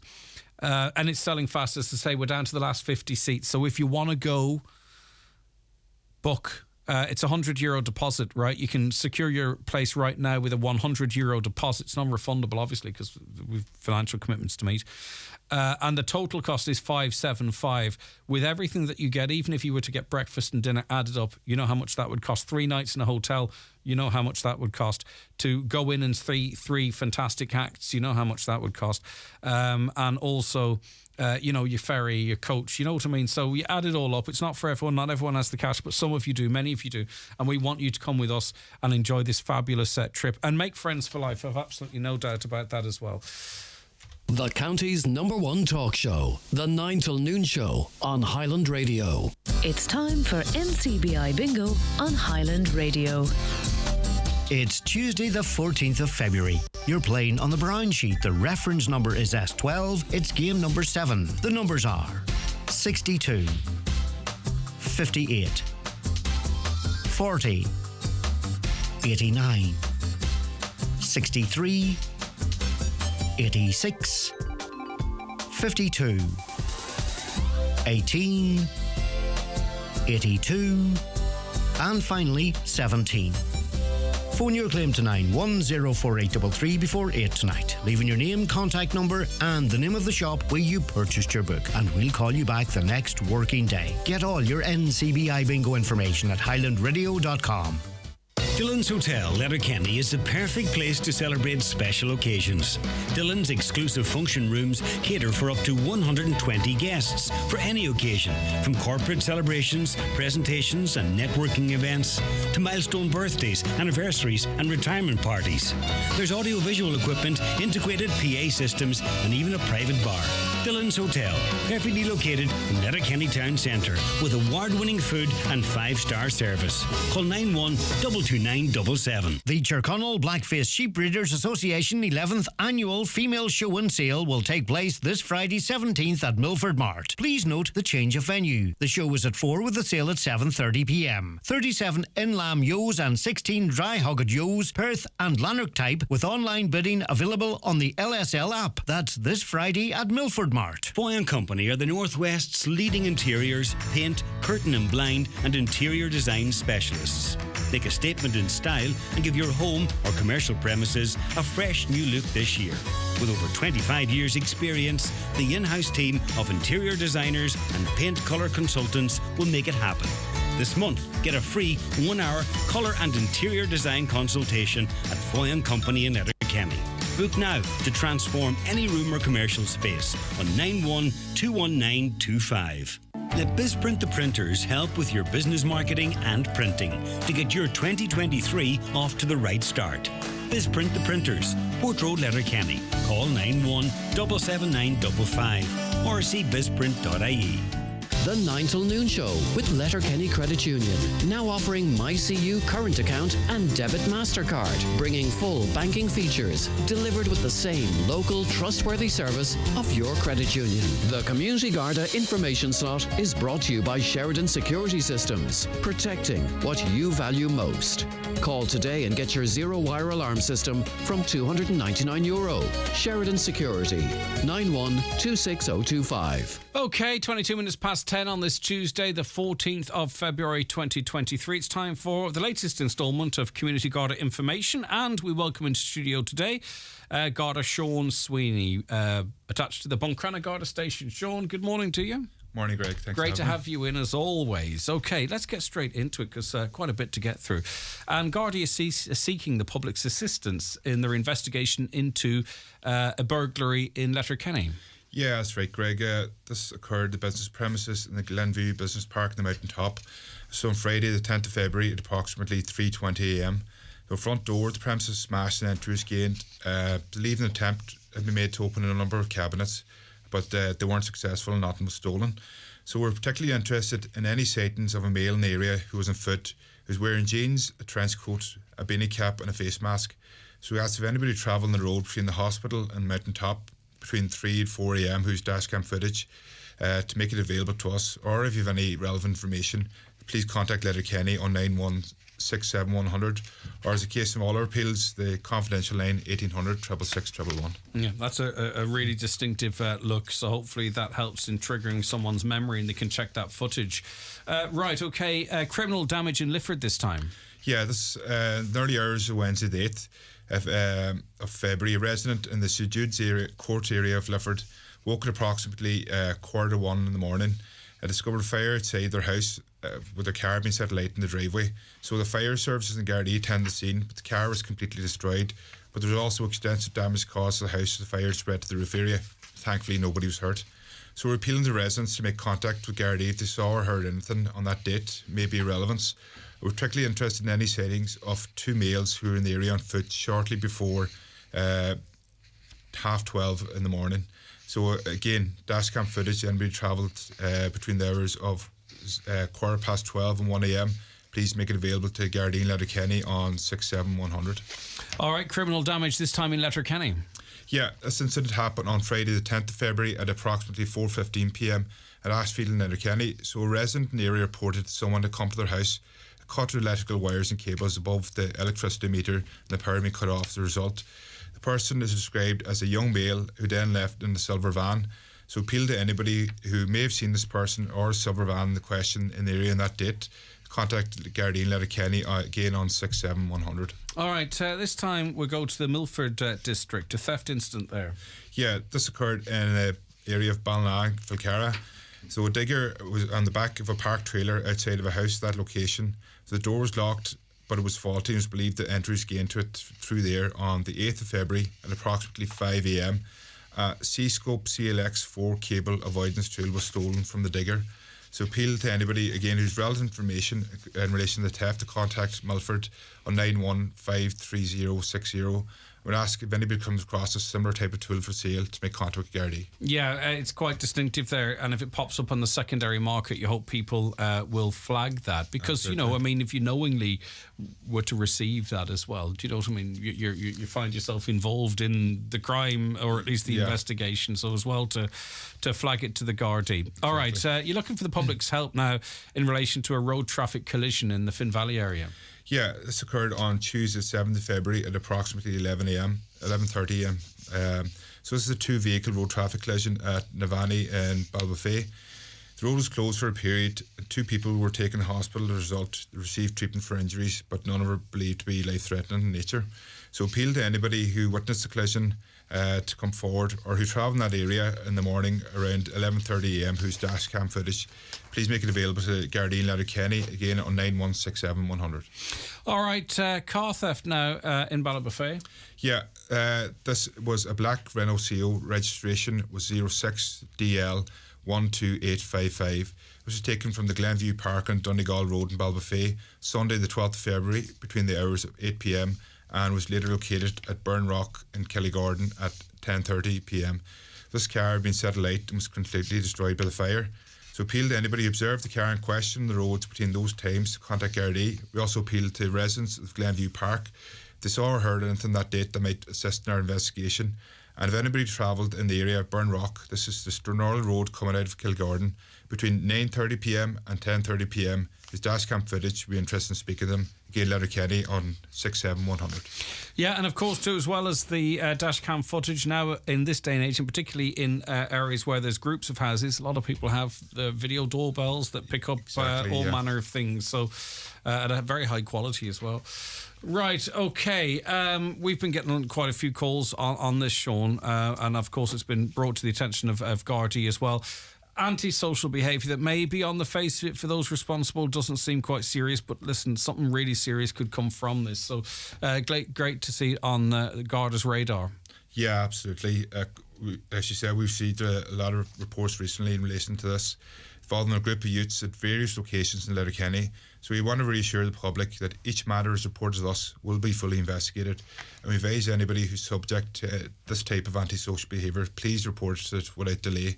So additional patrols take place at these various locations that have been brought to our attention, and we are looking into matters. All right, that's really important now. So any of you who contacted us, you've heard from Sean there that all calls are logged and investigated, and additional patrols are now taking place in the locations that have been mentioned. And I think that's ever more important then for parents or guardians. And listen, I'm not saying it's young people, but that's what the reports are, and I'm not expecting you to comment on that, Sean. But, you know, no one wants to knock at the door to say someone in their house has been involved in something that could end up being quite serious. Say, for instance, if it is something being thrown in a car and the car leaves the road, there's a chain of events there that started with that item being thrown, and it can get quite serious quite quickly. No one wants that call. So I think a timely reminder for people to make sure they know, if it's young people involved, that they know where the young people are and the potential consequences of their actions and the impact it could have on the wider family. Yeah, absolutely, Greg. Yeah. Okay, right, good to see action in that regard. Upcoming community engagement meetings, this time Buncrana District. Yeah, these meetings will take the form of an open forum. So this will be a great opportunity for us to receive feedback, queries from the public in relation to any issues that matter to them, and also for us to converse with members in their communities face to face. So Sergeant Paul Wallace, he's a Divisional Crime Prevention Officer. He'll be in attendance to offer crime prevention and home security advice. Advice will also be given in relation to fraud and scams, and local community Garda will be there in attendance also. So the details are as follows. Monday the 20th of February at 7 p.m. This will be in the Exchange, Buncrana. On Wednesday the 22nd of February, again at 7 p.m, Greencastle Community Centre.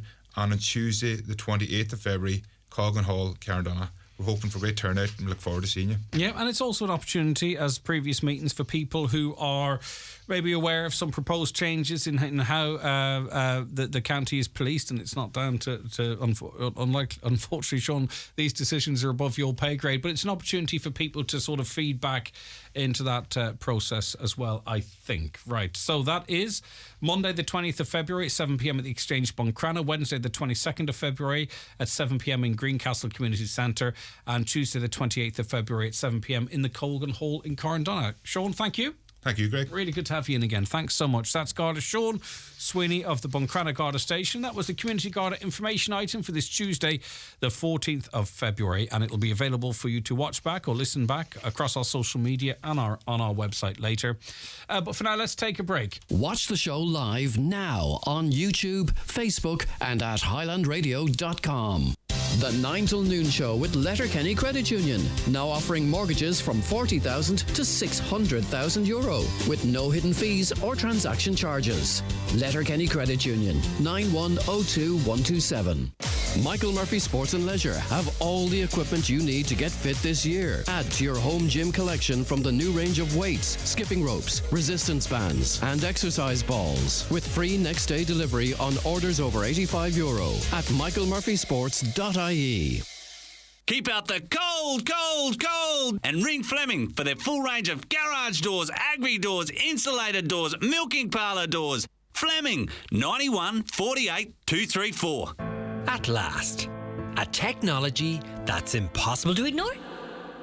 Here we have a device that grabs people's attention. Introducing a technology that's truly impossible to miss. Imagine a technology where it's impossible to scroll past your ads. Welcome to radio, advertising that's unscrollable. Visit radiocenterireland.ie to see what radio can do for your product or brand. Dillon's Hotel, Letterkenny is the perfect place to celebrate special occasions. Dillon's exclusive function rooms cater for up to 120 guests for any occasion, from corporate celebrations, presentations and networking events, to milestone birthdays, anniversaries and retirement parties. There's audio-visual equipment, integrated PA systems and even a private bar. Dillon's Hotel, perfectly located in Letterkenny Town Centre with award-winning food and 5-star service. Call 91-22977. Spoil your Valentine with the award-winning Inspired by Centra breakfast. freshly squeezed orange juice, tasty Irish rashers and sausages, any 3 for €6. Or wow them with fresh Irish Angus sirloin steaks, complete with peppercorn butter for only €7. Centra, live every day. And just a reminder for you, by the way, that we're continuing our competition. We've got a lovely pizza and wine for two. And we also have a lovely bouquet of flowers. All you have to do is message into us or call into us and tell us who deserves it in your life and why. Maybe you've got a story of how you first met or something very romantic they did for you. Anyway, it's an opportunity to get your love for them broadcast on the radio as well. So if you want to be in with a chance to win either of those two prizes, text in your love story, just a short text, we're not looking for the whole thing, or call Caroline on 07491 25,000. Caller says, on one hand, we're being told we have to reduce herd numbers and reforestation. Then we've all this disgusting dumping going and it doesn't add up. Yeah, I suppose one is the environment and one's the climate. And I'm not saying they're mutually exclusive, but I suppose they're, to an extent, two different issues. Now, Tommy Tiernan has begun banning mobile phones at his gigs. Last week at his Dublin gig, he provided the audience with phone pouches. It's a patented system which creates phone-free spaces for artists. Now, we can all maybe speculate as to his motivation. Some of his gigs have been quite controversial, but also I suppose it gets people to focus on the act and not looking at the act through their screen on their phone. And if the truth be told, how many of you videoed concerts or whatever it might be, or even school plays, dare I even say it? Do you really watch the footage back? You probably don't even watch the video of your wedding back.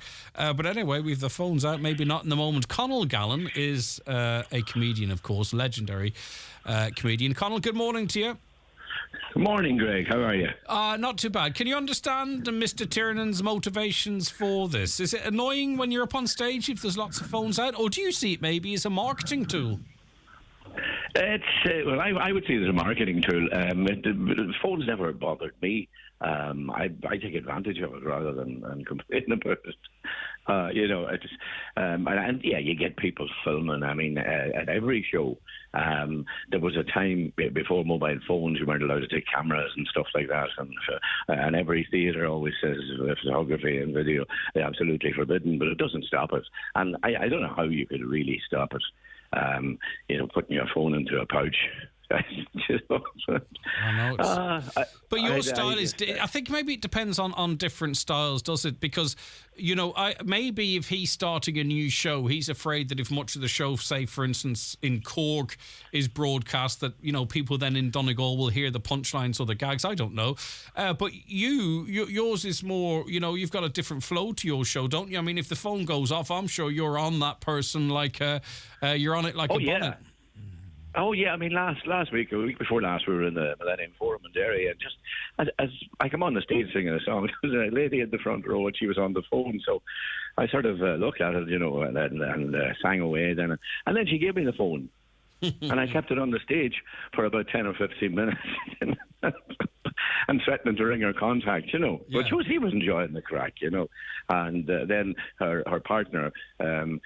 The phone was on the table, and the next thing this came up, husband-to-be, and it was her partner sitting beside her in the front row, rang her phone, so it's a bit of fun. Lovely, yeah, exactly. And there are some comedians, I think Jack D, Michael McIntyre, they're amongst those that sort of incorporate the phones into the gigs. I think Ricky Gervais has done a bit of it as well. So it goes from comedian. And listen, each individual's entitled to do what they want to do. But Conal, do you have a view on people maybe having the phone out and not being in the moment? Because as I said just before I started speaking to you, I do wonder if a lot of this footage ever sees the light of day. Yours will, because you've done something with it. But I think the rest of it, I don't know, does it? Oh yeah, well you're probably right, because I'm guilty of it as well, but not answering a phone or a noisy phone, but filming an act. Paul Simon in particular, and again, and having said that, you're right. I filmed parts of it and I have never looked at it, and that was a few years ago. It's just that on the moment you feel that you can capture some of it.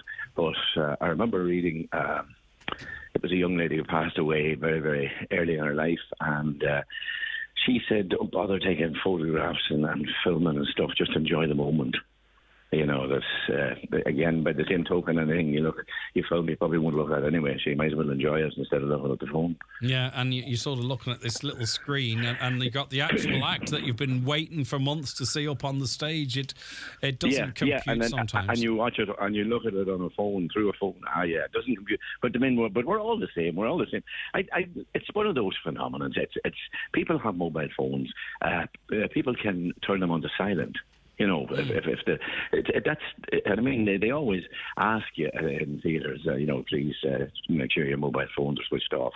We all make mistakes. Somebody leaves a phone on, and I enjoy it sometimes. Says somebody leaves a phone on, the phone rings, and it rings once and it rings twice. You wonder why they don't answer it, and it's some lady or man, whatever, who's got his phone in a handbag and can't find the handbag. Finally find the handbag, find the purse, find the phone, finally get the phone open on the phone. And at this stage, it's rung about 12 times, and they're pure mortified. Yeah.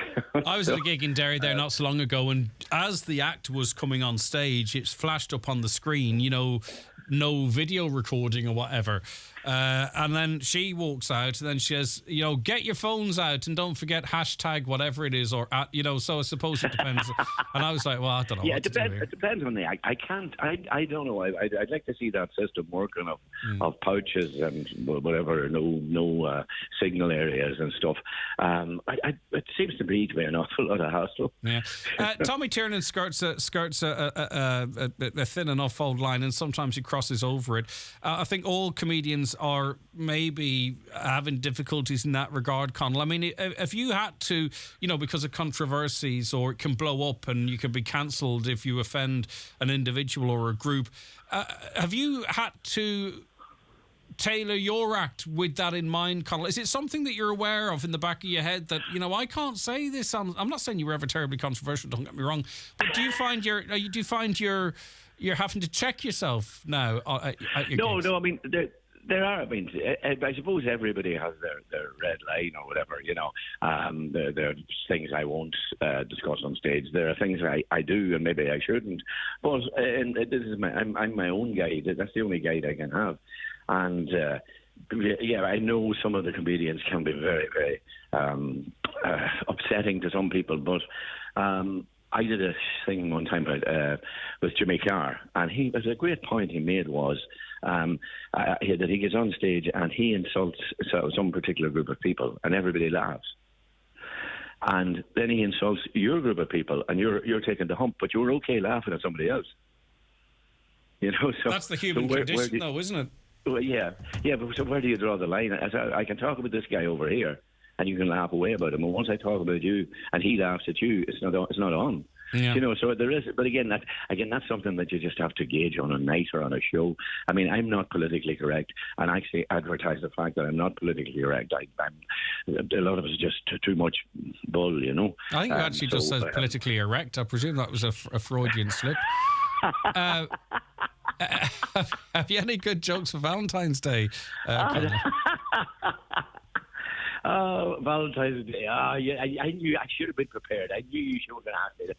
Well, the lovely story. The couple are out for the dinner, and they're sitting in the hotel in the dining room, and holding hands across the table, and the candlelight and the roses and the wine and the soft music, and it's all so romantic. And then the waiter comes down with the dinner, and they start to eat, and they're eating away and looking into one another's eyes. And the next thing, she slid completely off the chair, right under the table. And your man didn't seem to notice. He kept eating away.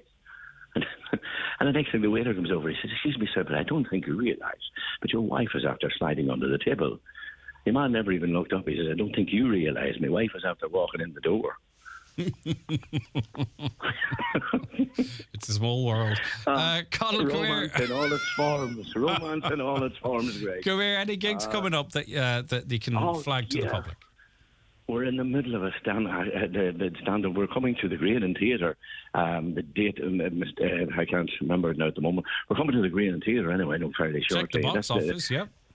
Check the box office. The Abbey Hotel in Donegal Town. I'm trying to think of anywhere near. That's probably all the Donegal ones. Good stuff. Well, people can check out your socials and all. You're active on there and see where you're at. Yeah, but on Green On in Green On Letterkenny, Abbey Hotel, website is irishjoker.com. Keep it lit, Connell. Thanks so very much indeed. And you too. And come here. Happy Valentine's Day. And same to you, my dear. You'll be sliding under the table later. Good luck. Good luck, Connell. That's Connell Gallen back with more shortly. The 9 till noon show with Letterkenny Credit Union. Simplify your debts with a debt consolidation loan from Letterkenny Credit Union. Call us on 074 910 2126 or apply online via our app or in office today. If you're having any hearing difficulties, at Donegal Hearing Clinic we can help. If your hearing loss is slight but you want to look into it, or it's got to the point where you've no other choice, we'll do what it takes to resolve your problem. It may be as simple as a wax removal. Donegal Hearing Clinic, Pierce Road, Letterkenny and Milltown Business Park, Buncrana. Call us on 07491 88470 or visit donegalhearingclinic.ie. Life sounds brilliant with Donegal Hearing Clinic, Letterkenny and Buncrana. Don't sleep in and miss the very latest beds and mattress offers from dfibeds.ie, Ireland's leading online bed and mattress retailer. You'll get a comfy Irish-made mattress, upholstered base and headboard from an amazing €229. Check out the full range at dfibeds.ie. Delivery free and guaranteed to you within 7 working days. DFI Beds. Sleep well, live well. Hello, thanks for waiting. Could you hold the line? Yeah, no problem. Now, how can I help you? Hi, I'm looking to make some updates to my insurance policy. Have you tried our online portal? I thought it would be easier to call. Yeah. No. You're going to have to log on to amend your policy. Thanks for calling. No, wait. I don't know my password. Get the feeling that your insurer doesn't want to talk to you? At Local Insurance, we understand your needs. Call today for a bespoke quote or find us online at localinsurance.ie. Local Insurance will get you sorted. The Local Insurance Network, DAC Trading's Local Insurance, is regulated by the Central Bank of Ireland. Local Insurance is a tied insurance intermediary of Acorn Brokerage Limited. Acorn Brokerage Limited, trading as Acorn Insurance, is regulated by the Central Bank of Ireland. Dillon's Hotel, Letterkenny, is the perfect place to celebrate special occasions. Dillon's exclusive function rooms cater for up to 120 guests for any occasion, from corporate celebrations, presentations and networking events, to milestone birthdays, anniversaries and retirement parties. There's audio-visual equipment, integrated PA systems and even a private bar. Dillon's Hotel, perfectly located in Letterkenny Town Centre with award-winning food and 5-star service. Call 91-22977. Highland Radio weather updates with Ireland West Airport. Discover Edinburgh this summer with Ryanair's 3 times weekly service. Stunning architecture, endless winding streets and an awe-inspiring castle. Ireland West Airport. Don't just take off, take it easy. All right, becoming mostly dry for the afternoon and some sunny spells will develop. Highest temperatures generally ranging 12 to 14 degrees in moderate winds. A dry start on Tuesday night, but rain will spread from the west later. Clear spells and scattered showers will follow before dawn on Wednesday. Lowest overnight temperatures, nippy enough, 4 to 7 degrees. A caller says, immigration, in my opinion, suits the government parties as the youth will not be here to vote with their feet. Another regarding the emerging trend of young people leaving Ireland. Have absolutely empathy with all the refugees coming here from war-torn countries, but it's obviously adding huge additional stresses on already overstretched services in Ireland, housing, healthcare and education, etc. It is frustrating as a working parent to see the long-term free lifestyle that these people are having, as it is seeing your own citizens claiming social welfare because they're better off at home, and it doesn't pay me to work. Surely there are contributions all of these people can make to our communities to utilise their skills and enhance our communities. Example, helping out with charities, tidy towns, organisations, painting fences, helping with festivals, youth work, cleaning up litter. This is not free work, and I know CE schemes exist. It should be compulsory. They're getting paid in social welfare. Well, listen, some changes to timelines of that kind of support are in the offing. There are, and I'm sure you're aware, there are already an awful lot of people that are currently here at the moment who are actively involved in charities and in the local communities, and also a lot of them cannot work even if they wanted to, but certainly an awful lot of maybe there's certainly some changes could be made there. Janet Dean is chair of the Duncan Ely Community Limited. Good morning, Janet. How are you? Good morning. It's I'm great. Very good, thank you, and happy Valentine's to you. And same to you. It's great to have you on the programme. Your organisation always looking for volunteer board members at Duncan Ely Community Limited. So we'll start with that. Duncanely, how's things in Duncanely at the moment? It's a lovely town, but it's on the side of a road, and maybe investments being drawn either side of it, and some things that would have been seen as the heart of the town are no longer there. It's always an ongoing piece of work, isn't it, to maintain that core centre of an area, really. Is that a challenge Duncanely's facing, do you think?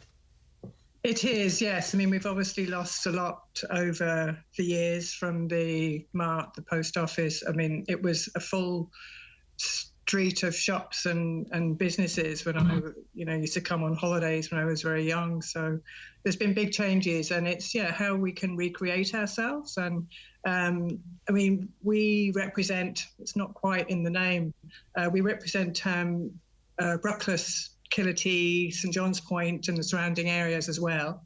And it is all the one community. So, but we are very blessed. We have an incredibly beauty. We have a great community, and it is how we can to look forward. But the things that we can do need people to come on board. We have a fantastic structure in our governance, in our committee or board, but there's only 8 of us, so there's a limit to what we can do. We celebrated our 10-year anniversary last year with a festival, which was very, very well received. Starting off with things like sunrise yoga and many other things with the local traditional O'Donnell's School in front of the McSwine's Castle, doing a track session. And so we have great culture here, and it's just to grow. And so I just heard you were talking about people leaving and our young people. We have a very high number of young people that leave here. And it would be amazing to be able to create businesses. And now that people can work from home, that young people, not as many young people, it's not that they shouldn't leave, but that they don't have to leave. And if they do, that they have something to come back to as well. Yeah, and we know the councillor involved in a number of endeavours in that regard, and I hope, and I'm sure it's the case, that the focus isn't always maybe on, the Geltocht area specifically, or Inishowen specifically, or Letterkenny, that the south of the county, because it is quite a distance from Lifford, and we're kind of in a no man's land sometimes, you feel, between, Sligo, Leitrim and Donegal County Council. There can be a sense, whether it's a reality or not, that it can be slightly more North Donegal focused. And we've seen that too with the splitting of the county boundaries. Now, I know I'm talking one is as a constituency level and one's a council level, but it's perception too. And sometimes in the south of the county, you can feel a little underrepresented and left behind, and that's no reflection on the elected representatives. It's in terms of what's being put in here, what IDA jobs are coming there, what infrastructure is being, as I say too, I'm fully conscious that there's great work going on in terms of road infrastructure in that area as well. But anyway, I am fully behind you in what you're saying. We also want to speak to you about McSwine's Castle near Duncanely. Some of our wonderful history and infrastructure we can retain, and others, I suppose, there's a cost-benefit reality as well. I don't know into which column the castle falls, but it's what's the word? Paris? It's very close to falling into the sea. Perilous. Perilously, that's it, exactly, Janet. So what is the situation for those that aren't aware? Discuss the building and its situation at the moment, Janet. Yeah, well, the building itself is being quite undermined, and the storms and obviously the higher seas have taken its toll. There is land which does not now exist on the far side of the castle. We had a public meeting last week to share the findings of we had a grade 1 conservation architect who did the survey on both the castle and the Killarty Cross and graveyard and church. So we did have good news and bad news. The Killarty Cross was a lot better than we thought, but the castle was a lot worse than we thought. So just obviously they can't say exactly, but 40 years, and any money that we could spend or get grants for could maybe reduce that slightly, but it is probably going to be inevitable. And what is left at the moment of the castle? Sorry, what's left? Well, a lot of the castle was taken in the 1800s to build Killybegs Chapel. So there's a part of a tower and another wall. So it's kind of quite the way it is. It's kind of in a bay, so it's very iconic. Just even what's left, and very scenic. But I suppose the important thing for us would be to preserve going forward what is there now. So things like archaeological dig, maybe, to find out what is there. Scanning. I was amazed at the 3D scans that they had of the Killer T cross, etc. So we'd like to get that done. So no matter what happens, we'd have that future. So models could be made and different things like that. Maybe 3D tours online. What we really would love to get, but which we've never found yet, is when the stone was taken to Killybegs, we've never found a sketch or a painting or anything that was done of what it was originally. So that would be amazing. And that wasn't unusual. I think there was a castle or a very stately home, whatever, on Bell's Isle, further south along the coast, and the stone was harvested from it. I think maybe even to some extent to build the pier in Mullinsoul. And in some way, Janet, it's nature that will take this castle, and in a way, that's its history. To some extent, it stood there until nature took it because it was built so close. Like I don't see a tragedy in that, if you know what I mean. If a road was going through it, I would be going, hold on a second. But I don't know. There's something like, if it is lost to the sea, it is its history. Absolutely it is. And I suppose that we have an emotional attachment to it, and it's hard seeing that with each storm, that, there's a little bit more gone and a little bit more gone. So, but yes, and that's where it's important to probably make the most of the grants that we can get to be able to preserve it for future, maybe from an artistic point of view. And that kind of thing. Has it ever been excavated? Like you talked about, an archaeological dig. Has that site ever, had a... Go ahead, Janet. Yeah, no, it hasn't. And that's something that at the public meeting, Duncan, the architect, really, it struck me because he said even the scaffolding for a site like that would be something like 100,000.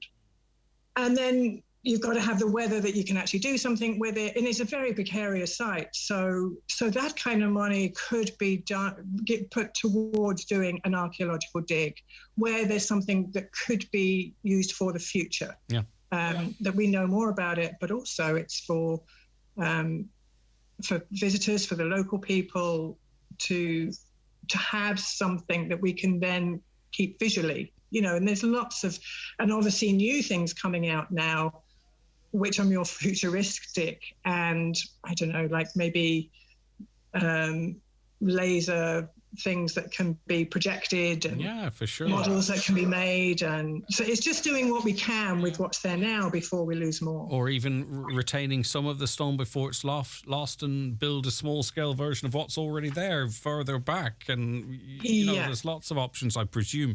I like your laser ones though. That sounds more exciting. I want smoke as well, and flying drones, smoke and lights. So this is the type of project that's discussed at meetings of the Duncan Indy Community Limited. If you can spare a handful of hours a month and want to help the community, and it's the broader areas you heard, taken in St. John's, another beautiful part of the world as well.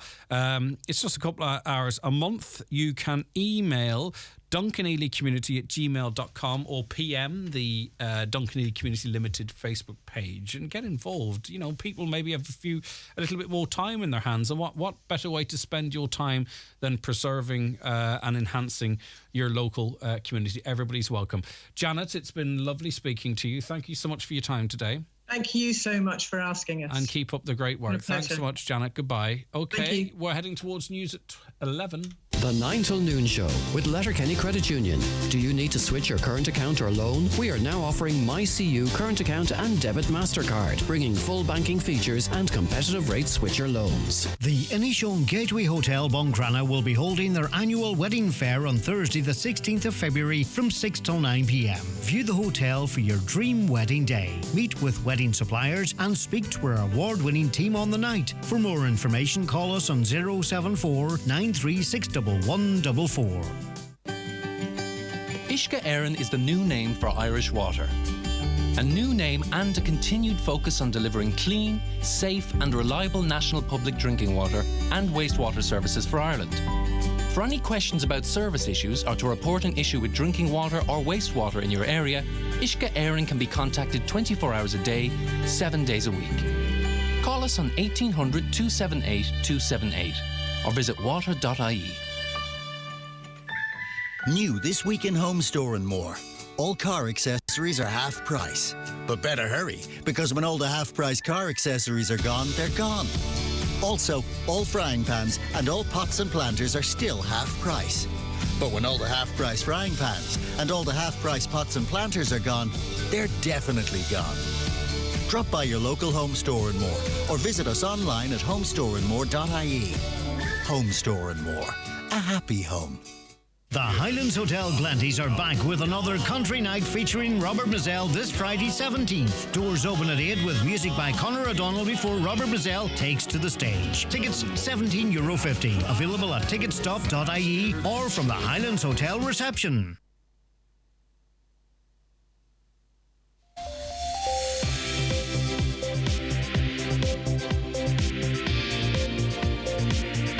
County's #1 talk show, the 9 till noon show on Highland Radio. Okay, another interesting hour on the way. Stay right where you are, but first let's get a news update and say good morning, Donald Kavanagh.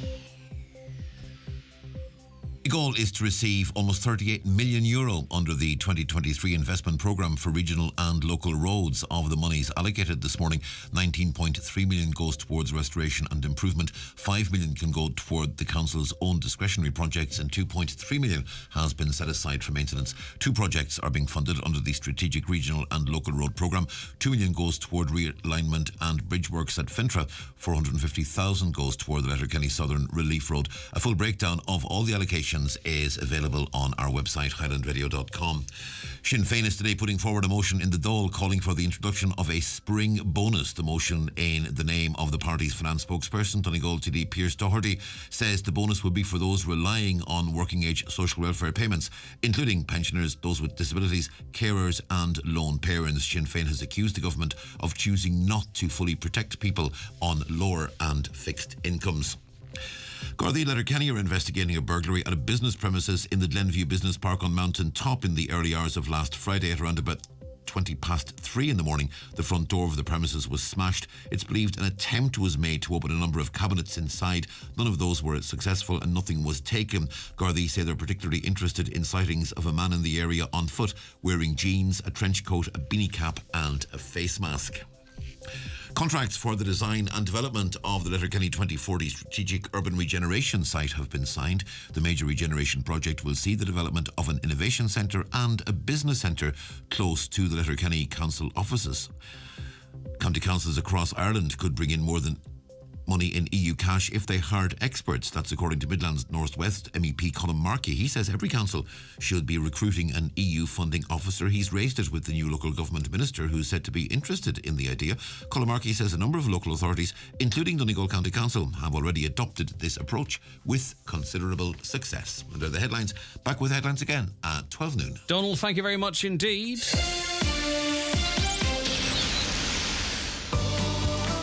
Are you in the process of moving to a new bank? Maybe you already have.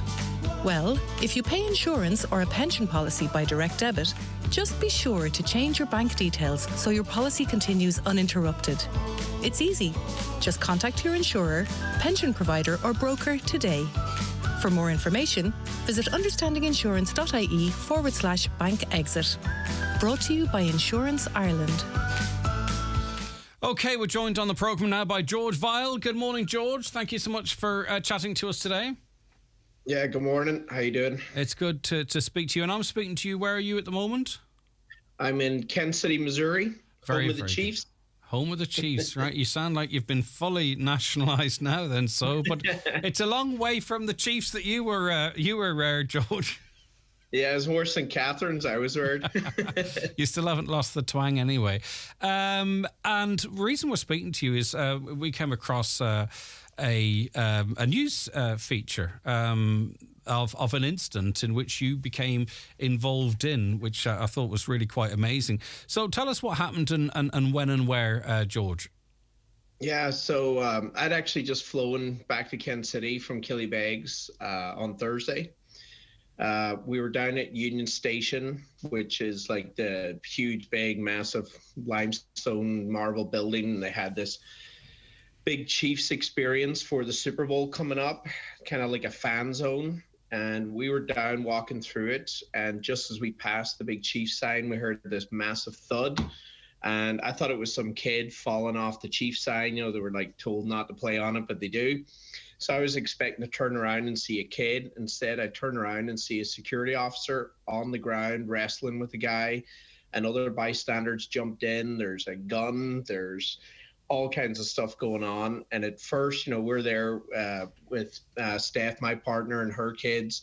And so at first, I just kind of stand back like the others, but it becomes quite clear that the officer's not in control. So I just threw my jacket off and went over and got stuck in. I kind of made sure there was no other gun. I kind of looked at that first, saw the gun on the ground.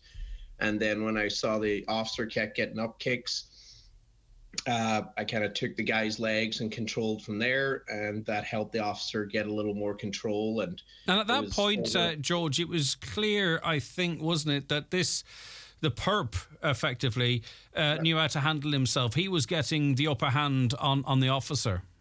Oh yeah, he looked like he knew like MMA or jiu-jitsu. Like he had what we call ground control, and the officer had already got about maybe 3 or 4 good shots in the face. His lip was bleeding. He ended up having a concussion and having to get stitches.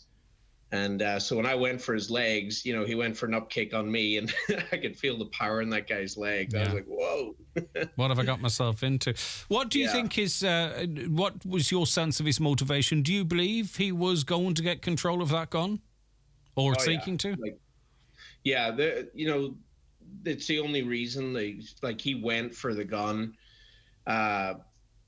It was just a big area full of families and kids. And what his end motivation is, we won't know. But, you know, when you wrestle a security officer and you go for his gun, you've got something in mind. And, you know, I didn't have time to think of it at that stage. And I wasn't even thinking about the gun. It was more just, you know, this has to end now. It just can't go any longer. It's already gone for like 20 seconds. Yeah. And in a strange way, because this sort of water inter-country situation, you actually you had the confidence to act as you did because you were doing self-defense classes in a gym in Donegal town. Yeah, so I joke with my buddy. I had the confidence because we grew up, you know, going out in Donegal.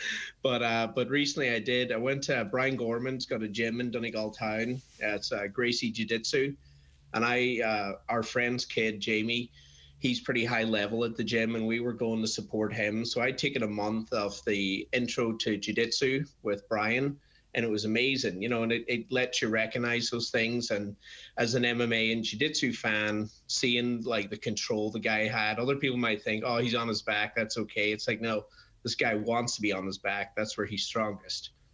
So yeah, Brian's teaching definitely helped there. Very good. And I suppose in the heat of the moment, you acted and you reacted and you did so well. It's after the fact when you reflect and you don't know if he might have got his hand to that gun in that moment, or if the gun had, been wrestling for it and it had have gone off. Sometimes it's after the fact that you think, wow, that could have turned out somewhat differently. I don't know, it depends on your character too, George, the type of person you are like. But have you had moments where you thought, wow, that could have turned out really quite different, but I've no regrets? Yeah, like I've definitely thought, like, if I hadn't been as close as I was and the other guy wasn't as close, the next 50 yards was all just kids and families. And if we hadn't got to that gun, what would the guy have done? So I have no regrets. I'm glad. Like, if anything, I wish I'd jumped over the sign sooner. But you just had to go in and I think you've certainly saved the cop's life anyway, because if you are of the type that are wrestling with a police officer and you're looking to get their gun, it's probably not to run off with it either. Do you know what I mean? So I think you certainly have saved him further injury or death. And of course, then in this day and age, everything's videoed. So there was a few people whilst you were there wrestling, and other people thinking, right, what can I do right now? I'll get my phone out. Such is the society we live in. But then, of course, some of the networks all picked up the footage then, and you've become a bit of a household name. I did say a bit of now. I'm not trying to overemphasize anything here. Yeah, and I know the Kansas City community really well. I'm a big part of the Irish community in here. I'd gone to college in Kansas City, and after college, I'd lived and worked here. So it's been kind of a fun reunion, because I moved back to Killybegs last June. And so it was a nice little homecoming back to Kansas City. I've had all kinds of people call and text me and be like, "Oh, you're like Batman." I said, "Yeah, just not quite as I was gonna say, just not quite as discreet." And I'm not sure if you have a bat cave in Killybegs, but I can see where they're coming from. So are you splitting your life between both places now, George? You've moved back, but you're over there I was disgusted that Rihanna's concert was interrupted by a game of football. But anyway, we'll not argue over that. I joke. So is your life in Killybegs now in Kansas a mixture of the two? Yeah. So our family, we have a family business in Duncanelly, a little town just outside. We've literally just been speaking to the Donegal. It's funny how things go. We've literally just been speaking to the Duncanelly Community Limited chairperson. It's funny how it works. Anyway, sorry. All right. Yeah, but by pure coincidence. Yeah, it's a good wee town. Duncanelly's got a lot of big potential and plans for the future.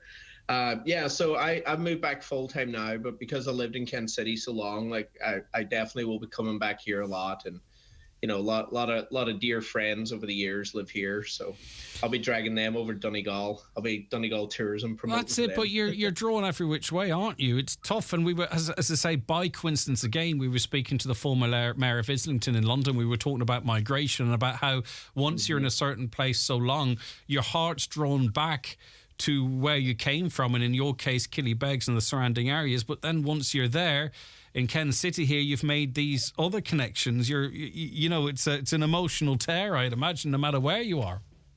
Oh yeah, definitely. I still feel like an outsider around the Killybegs area. I'm getting integrated, and I'm working on the accent every day. They were making fun of me when I moved back first. But it won't be listening. That twang won't be long knocked out of you once you're home on a more long-term basis. No one will stand for it, George. Who do you think you are? And come here. Obviously, and ignore the question if it was for personal reasons that you don't wish to divulge, but is there an obvious public reason as to why you thought now's the time to sort of head back to Killybegs? Just being close to family. Like, been over there a lot, and I've always came back to Donegal a lot over the years, so I never stayed too far away. Yeah. And, our family business is over 40 years in Duncanelly, and it's just an awesome opportunity to go back and use all the skills that I learned working with big companies in America, take those back to Ireland, and hopefully take our family business into the next generation. And which is the business of yours, George? Do you mind me asking? So we're sea fish and sea bio. So Brilliant. We're on sea fish. We do cat and dog food industry, byproducts, and then with C-Bio, we do seaweed byproducts for fertilizer. Yeah, and they're growing industries, aren't they? I mean, they're huge already, but there's huge potential there as well. And for the cat and dog food, what fish is used for that at the moment, or where's the options going forward? Because, I mean, obviously, and we've talked about it in this programme before, not everything's fit for human consumption or not attractive to transport long distances. So what's the source material for the cat and dog foods? We use a lot of salmon. Yeah. We use a lot of whitefish, and then pelagic when it's available. And, we get a little bit locally, but we actually have a pickup service, and we have 5 lorries that go around the country. So we collect everything from up in the north in Fanad all the way down to the south in Kerry and Cork, head out of Kilkieran and Galway, and then we get out of Dublin as well. And then even Goatsbridge, the trout farm way down the country. So it's a full-time job collecting. All right, great stuff, and supporting the local community and jobs and what have you. It's great to see. All right, George, when are you back again? I'll be back Saturday, leave here Saturday, fly in Sunday morning, lose a day. Well, safe journey home. And we appreciate you speaking to us. Thank you so much indeed. All right, that is George Vile from Killybegs, living in America, back to Killybegs, but over in America, I think, for the Super Bowl, supporting the Chiefs. And Have a Go Hero, I think they used to be called. I'm sure they are still. He saw a man wrestling with a police officer, wrestling for his gun. He intervened, and I think the video is actually on George Vile's own Facebook page of the news report of it. Certainly I would suggest it's a security officer, actually. In fact, certainly saved him harm or serious injury or death. And who's to say if the gun had got into the wrong hands, whom else in that local area could have come a cropper. All right, well done, George. Safe journey home, as I mentioned. The 9 till noon show is brought to you by Letterkenny Credit Union, offering low-rate car loans with fast approval. Apply online at letterkennycu.ie or in office today. You can really share the love with great savings this Valentine's at Dunnes Stores, with 20% off wine and champagne for a romantic toast. And half price on selected boxes of chocolates like Cadbury Milk Tray and Nestle Black Magic. The perfect gift for that special someone. Then save at the till with our 5 off 25 grocery vouchers. Dunnes Stores, always better value. Terms and conditions apply. Voucher can be used on next in-store grocery shop of €25 or more. Voucher excludes alcohol. Please drink sensibly. Keep your car or van running smoothly with a service at Hegarty's Ford in Letterkenny. Not only will it minimise the risk of a major repair expense, but it will be logged in your vehicle's service handbook and help its resale value. Hegarty's also offer everything from new and pre-owned car sales to parts and body repairs in their approved body shop. Book a service online this month and save €30 when you use the code FORD30. You're always in good hands at Hegarty's Ford, Carnamugga, Letterkenny. See hegartys.com. Are you involved in a digital project in your town or community? Would you like to share in a €100,000 prize fund? The .ie Digital Town Awards shine a light on the achievements of local towns for digital projects in health, education, tourism and community. To enter the .ie Digital Town Awards, visit weare.ie. Terms and conditions apply. Wet n Wild is 20 years in business and would like to thank and reward our loyal customers with a massive 20% off absolutely every product purchased in store during the month of February. Choose from our massive in-store stock of quality outdoor clothing, footwear, equipment and accessories, and 20% discount of all prices will be applied at the till. The toll of the Turkey-Syria earthquake grows every day. And right now, survivors desperately need your help as they fight to survive the freezing winter cold. The Irish Emergency Alliance is a group of leading humanitarian agencies working together to get food and water, warm clothes and shelter to the families devastated by this disaster. But time is running out. Your support will save lives. Please give now at emergencyalliance.ie or call 1-800 939 979. And thanks for using 086 60 25,000 to stay in touch with us. A caller says, Greg, I happened to be videoing a concert in the INEC in Killarney, and a lady asked me to stop as she didn't want to be seen. Well, I just said to her, she need not worry as I wasn't videoing her. Good morning, Greg. In relation to litter, I travelled recently on the road from Kilmacrennan to Milford to Ramelton onto Letterkenny. Very littered roadsides. Same on the N56 roadsides from Letterkenny to Dunfanaghy and onwards. That comes in from John in Dunfanaghy. Soulful to see it, John. And we've done stories about litter around bins, actually. I think I certainly did it 1 or 2 summers ago in Dunfanaghy itself, which is incredibly popular for very good reason. In the summertime particularly, but all year round now. Can you imagine the price of meat when Ireland's cattle herd is cold? The Green Party is certainly having an impact. As I say, I think we have to be careful not to give everyone else a pass and blame it all on the Green Party, because there is a global agenda that's being, not global agenda, it's happening in every country. Everything that's happening here in this country is happening everywhere else as well, it seems. The amount of rubbish still thrown out of cars is unreal. You can see this greatly when out for a walk or run. I often feel like contacting the county council for a picker and a bag, but once I return home, I totally forget about it until I'm back out again. Hi, Greg. You're right about signage. It should help, but why don't the council or Garda put a simple trail cam in these beauty spots? It'll only activate when triggered, so it could sit there for weeks without needed servicing, when they would have footage of potential car registrations and all faces of perpetrators. It's a no-brainer, I think. Yes, it seems so. Hi, Greg. Could you have a conversation about the figures out today on threatening behaviour from partners? I'm so shocked about the actual numbers. Me too. We talk about that issue all the time, and we'll certainly return to those figures. We had planned to, but the guest fell through.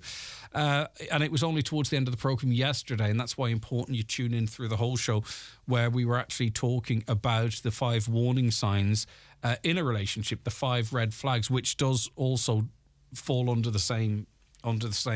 So even as recently as yesterday, we were talking about this stuff. It's very important, and it's something that we are very passionate about on this programme in terms of highlighting. So we will be returning to that very soon. Greg, would Highland Radio get behind the signs? Let's make Donegal beautiful. Indeed, yeah. I'm not sure how. In terms of we can use this programme, I'd be all for it, of course, as you've heard. Right, okay. We want to speak now to Professor Bobby Smith, who's a consultant child and adolescent psychiatrist and clinical professor at the Department of Public Health and Primary Care, Trinity College, Dublin. Professor, very good morning to you. Thanks for joining us. Good morning, Greg. Thanks for being on with us. Okay, we want to talk about cannabis. And I think a lot of people have a very casual attitude towards cannabis. I don't mean cannabis users, but generally in society. And a lot of the time, the way I notice that is if we post a story on this, our website, or you'll see it on others, and it's about a cannabis seizure, the reaction is often of humour. You know, people will say, oh, I've liked and shared or whatever. Do you know what I mean? And I can see the humour in that, don't get me wrong. But it's not something you might see if it was a harder drug. Let me put it like that there. And I think that's just one slight sort of indication of the nation's view to cannabis. What's your view? How do you see it from your perspective? I suppose, Greg, yeah, I think you're right in that perception that there is this growing normalization and acceptance of cannabis use, and this view that it's pretty harmless. And I guess that really worries me as a doctor, because I see the ugly side of cannabis. I see the damage it can do. I see the negative impact it can have on young lives in particular. So I work in adolescent addiction services, mainly based in Dublin, but cannabis is very much the dominant drug generating demand for our services. And before we speak about that, can I put it to you, Bobby, like this? I think often people will instantly compare, as an argument, cannabis to alcohol, and alcohol is legal, of course. And is this tricky for someone like yourself? Because if we look at what they've done in Canada recently, and I'm sure there's plenty of people in healthcare in this country would like to see the same, whereby the message is not a certain amount of drink is safe to drink, that it is that you are putting yourself at greater risk if you drink. There is no self-limit. But whilst we have this acceptance of alcohol use, is it then always difficult to make the argument as it relates to cannabis, because people will instantly compare and contrast? Yeah, I mean, at the end of the day, alcohol is another drug, right? It's one that, for historical reasons, largely has found itself legalized and regulated, but it causes a staggering amount of harm across society. 1,500 people die every year as a result of their alcohol use. So it's not necessarily a brilliant model to look to replicate in terms of how we might choose to regulate other substances. And from my observation of what's happening in Canada and in many states in United States is that use is escalating, harms are escalating. So it's just a way of making a problem worse as opposed to sorting it out. Yeah, now we can see the problem with cannabis in this county, and particularly amongst young people, because we've got stats and they don't catch it all either. So what is the picture as you see in terms of cannabis use, focusing on our county or nationally, whichever you prefer, Professor? Yeah, I suppose our group has begun looking at individual counties, because this does seem to be a national issue. There's a tendency to view drug problems as an urban issue, but we know cannabis problems are cropping up everywhere. So we looked at the data for Donegal and found that there's over one person a week seeking out addiction treatment for a cannabis problem in County Donegal over the last 5 years, and that the numbers seeking treatment have doubled over the last 10 years. And that really is reflective of what we're seeing across Ireland. So it's an indication that certainly for some people who use cannabis, and we'd estimate that about maybe 1 in 5 people who use cannabis regularly will develop an addiction upon it. And then some of those will eventually seek out treatment. So it's the tip of the iceberg, I suppose, but an indication of the fact that it is genuinely causing problems for some people. And it's not a drug to have a casual attitude towards. How does an addiction to cannabis manifest itself? Like, what do you see, or how is it impacting on a person's life? I think it's clearer to maybe understand, and I'm going to make the drink comparison now, of an alcoholic. It's there often, albeit people can be functioning alcoholics. But what do you see in what is a cannabis addiction? To be honest with you, Greg, it's very much the same as an alcohol addiction. It's with any addiction, I suppose what we're really describing in simple terms is someone has lost control of their relationship with this substance. It's the substance is more in charge of them than they are in charge of it. More and more of their time is spent using the substance, recovering from its effects. Even when they're not using the substance, they're figuring out, when's the next opportunity I can, and that distracts them from participating in work, in education, in relationships, in hobbies and interests. Those external factors or external activities diminish over time, and substance use, whatever the chosen substance is, just escalates. And that's the pattern, I suppose, we're seeing with the young people with cannabis problems as well. And we also know, because of the dive into the statistics here, they're most likely to be male, they're most likely to be living at home, and they're most likely to be unemployed. Now, would that group be inclined to seek out cannabis, or is it the excessive cannabis use is leading that type of to that type of sort of demographic or that lifestyle?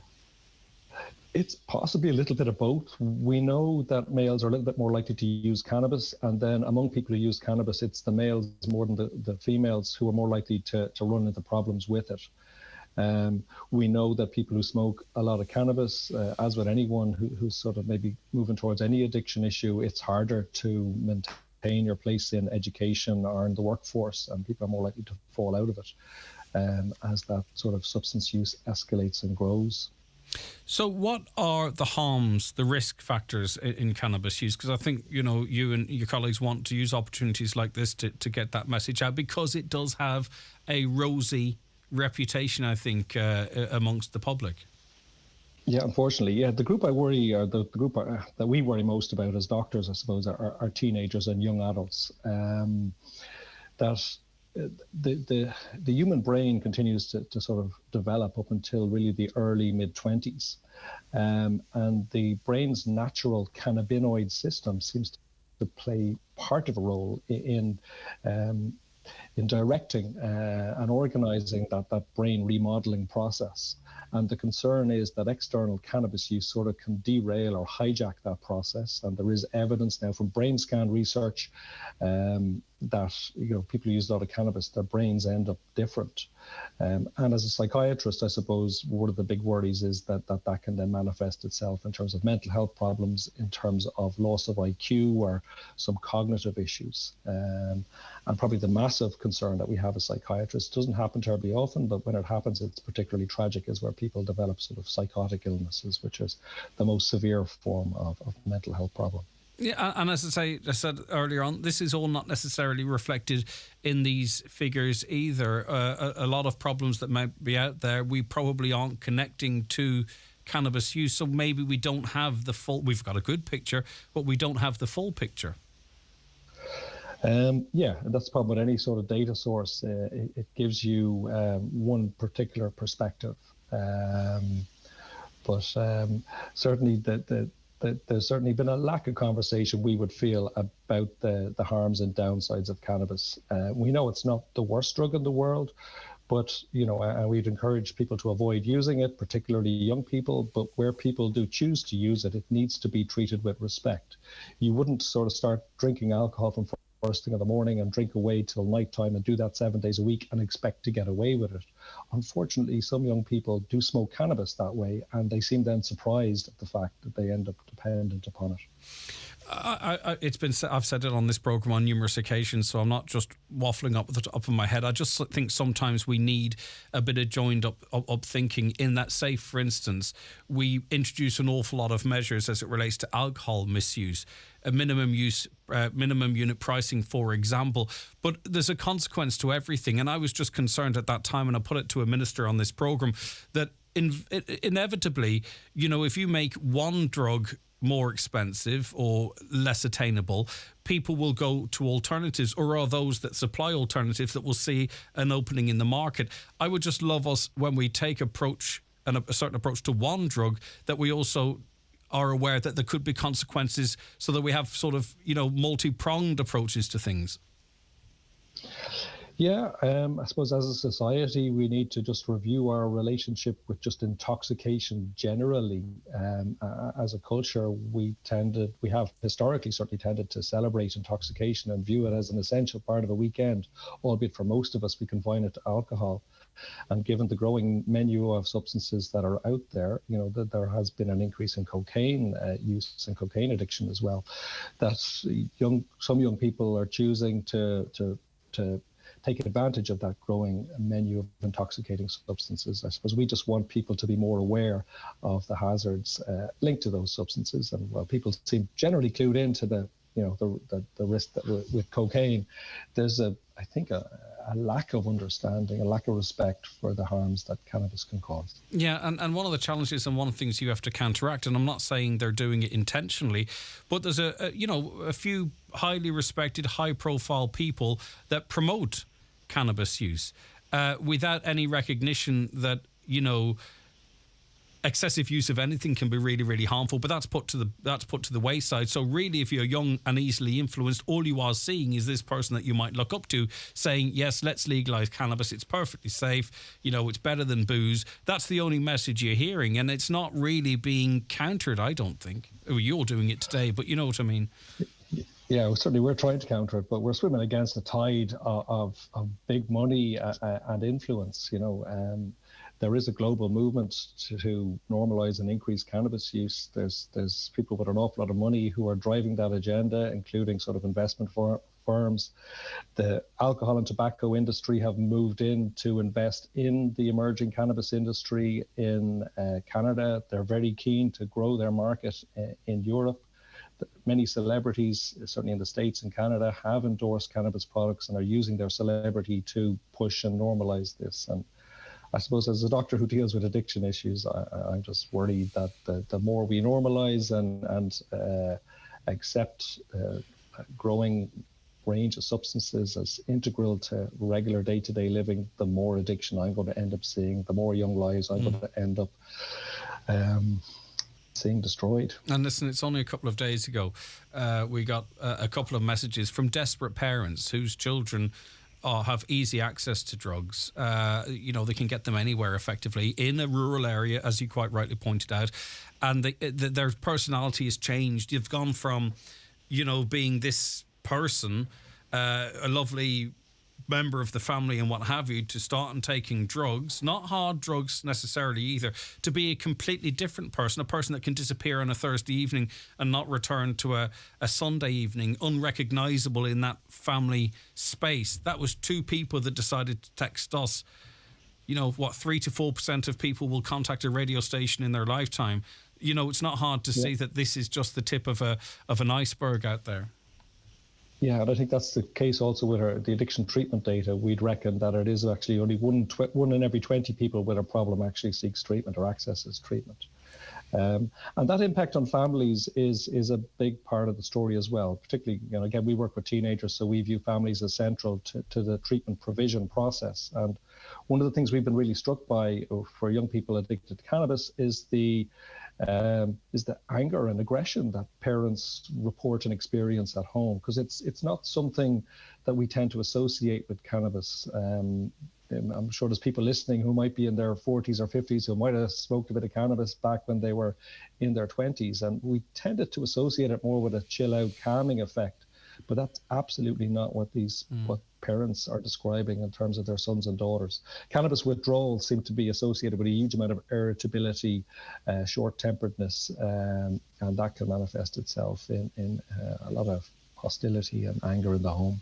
I'm not going to, obviously the debate is ongoing about the legalisation of certain drugs, so I'm not going to ask you whether you think they should or not be legalised, but I might phrase it a different way. In terms of the work that you and your colleagues are doing in treatment, would it be easier or more difficult, I wonder, if some of these drugs were at least decriminalised, regularised? Do you think that you would be dealing with more people or less people? I think we would deal with more people, certainly if they're legalised. Decriminalised is a term that gets thrown around a lot, and I think most people are very confused by what it means. Decriminalised, the classic case of decriminalisation that people tend to refer to as Portugal. So drug use is prohibited in Portugal, but if you're caught using it, you won't find yourself in front of a judge or in a court. So in other words, it's a little bit like driving your car without your seatbelt on.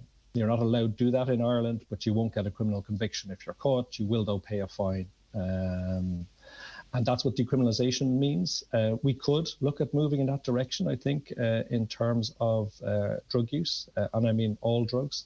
Look at some alternative sanction rather than sending people into courts, which in truth we actually don't do terribly often anyway. But we could look at an alternative sanction that might actually be more...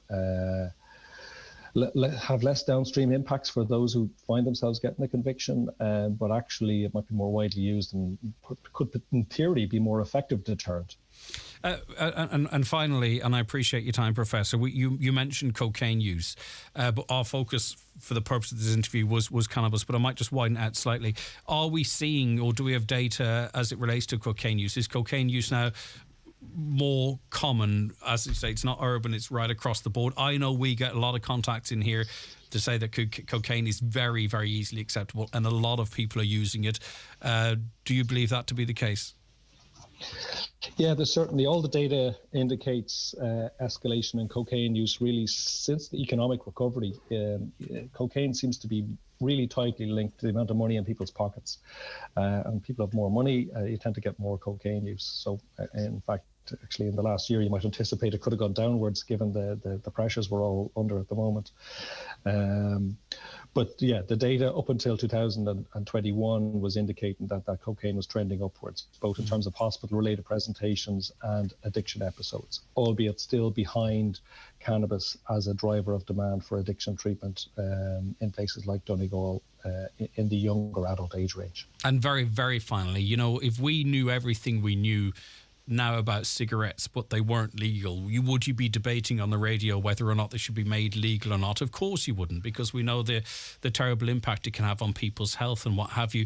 As a health professional, then, do you sometimes think, are they actually really having a conversation about whether or not we should make these drugs, for which we know how harmful they are to both, mental and physical health, that they're actually in 2023 having a debate on whether or not we should make these legal? Is it a bit of a head scratcher for you to use that sort of smoking analogy? Yeah, no, absolutely.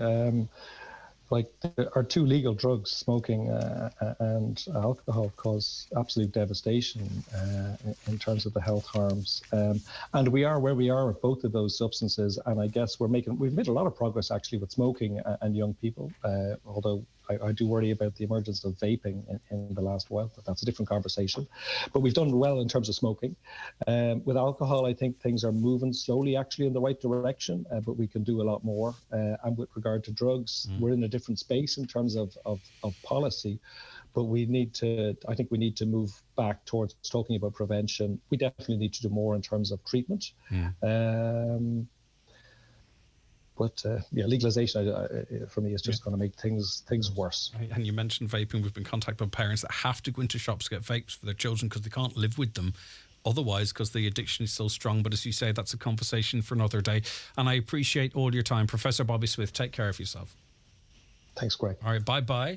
08660 25,000, your views on that conversation. Watch the show live now on YouTube, Facebook and at highlandradio.com. The 9 till noon show is brought to you by Letterkenny Credit Union. Digital loans now available. Apply online or via our app today and get your loan transferred directly to your current account. The great value menu at Kelly's Diner in Letterkenny is packed full of family favourites. Try one of the famous Jake's Burgers, a mouth-watering pancake stack, or an all-day breakfast. Bring a friend or bring all the family and enjoy the mid-term kids deal for just $6.50 with free ice cream to top it all off. Great food and great value at Kelly's award-winning diner, Mountain Top, Letterkenny. Are you ready to experience something extraordinary? Cultural gems in Croatia, ancient temples in Asia, art in Italy. Anything and everything is possible with Travel Department. Pick a destination and a date and we'll take care of everything. Flights, accommodation, excursions, expert local guides and all that planning. For guided group tours to dream destinations, book today at traveldepartment.com. Irish owned and operated for over 25 years. Travel Department. Let's see more. Take something old and make it new with the Vacant Property Refurbishment Grant. Get up to €30,000 for a vacant property or €50,000 for a derelict property to help you create your new home. Plus, the scheme now includes cities, towns, villages and all rural areas, so there are more options than ever. Breathe new life into an old home. Head to gov.ie/vacancy for more information on how to apply. An initiative of the Government of Ireland. For the perfect gift for Valentine's Day, you can't go wrong with perfume. And you won't go wrong at McGee's Chemist in Letterkenny. If she is a firm favourite, McGee's have all the top names like Chanel, Calvin Klein, Gucci and Giorgio Armani. Also, Dolce & Gabbana, Lancôme, Jean-Paul Gaultier, Paco Rabanne and many more. Get the perfect gift at the perfect price this Valentine's Day at McGee's Chemist, Main Street, Letterkenny. Or order online at mcgees.ie. Now, Mark Paul is London correspondent for the Irish Times. He joins us on the programme now. Mark, thanks so much for your time this morning. Good day to you. Good day to you, Greg. How are you? Good, I'm good. Right, you've been writing recently about amateur detectives descending on the Lancashire village of St Michael's on Wear, where Nicola Bewley, it's Bewley, isn't it, vanished 2.5 weeks ago. Bully, I think it is, sorry, 2.5 weeks ago. Talk to us about what you're seeing. Well, the case obviously is one that's fascinating the public, isn't it, Mark? Yeah, look, it's a real life crime mystery. I mean, nobody knows what happened to Nicola Bully. What happened was on Friday, January 27th, she put the dog in the boot of her car and she put her 2 young daughters in the back seat. And she drove 3 miles to the local school in St Michael's on Wyre, a little village in Lancashire, about a half an hour east of Blackpool, inland from Blackpool. She dropped the kids off at school. She walked over a bridge. She turned right down a little riverside pathway, and phone data puts her near a sort of a riverside bench at about 9:20 in the morning, and she hasn't been seen since. Her phone was found on the bench. The dog's lead was found, or the dog's harness was found halfway down the riverbank. The dog was found agitated on the riverbank, but nobody has seen Nicola Bulley since, and the police haven't been able to find any trace of her. And it's turned into this massive mystery that has absolutely gripped Britain and has become a social media sensation, and much to the distress, I think, of people in St. Michael's and Wire.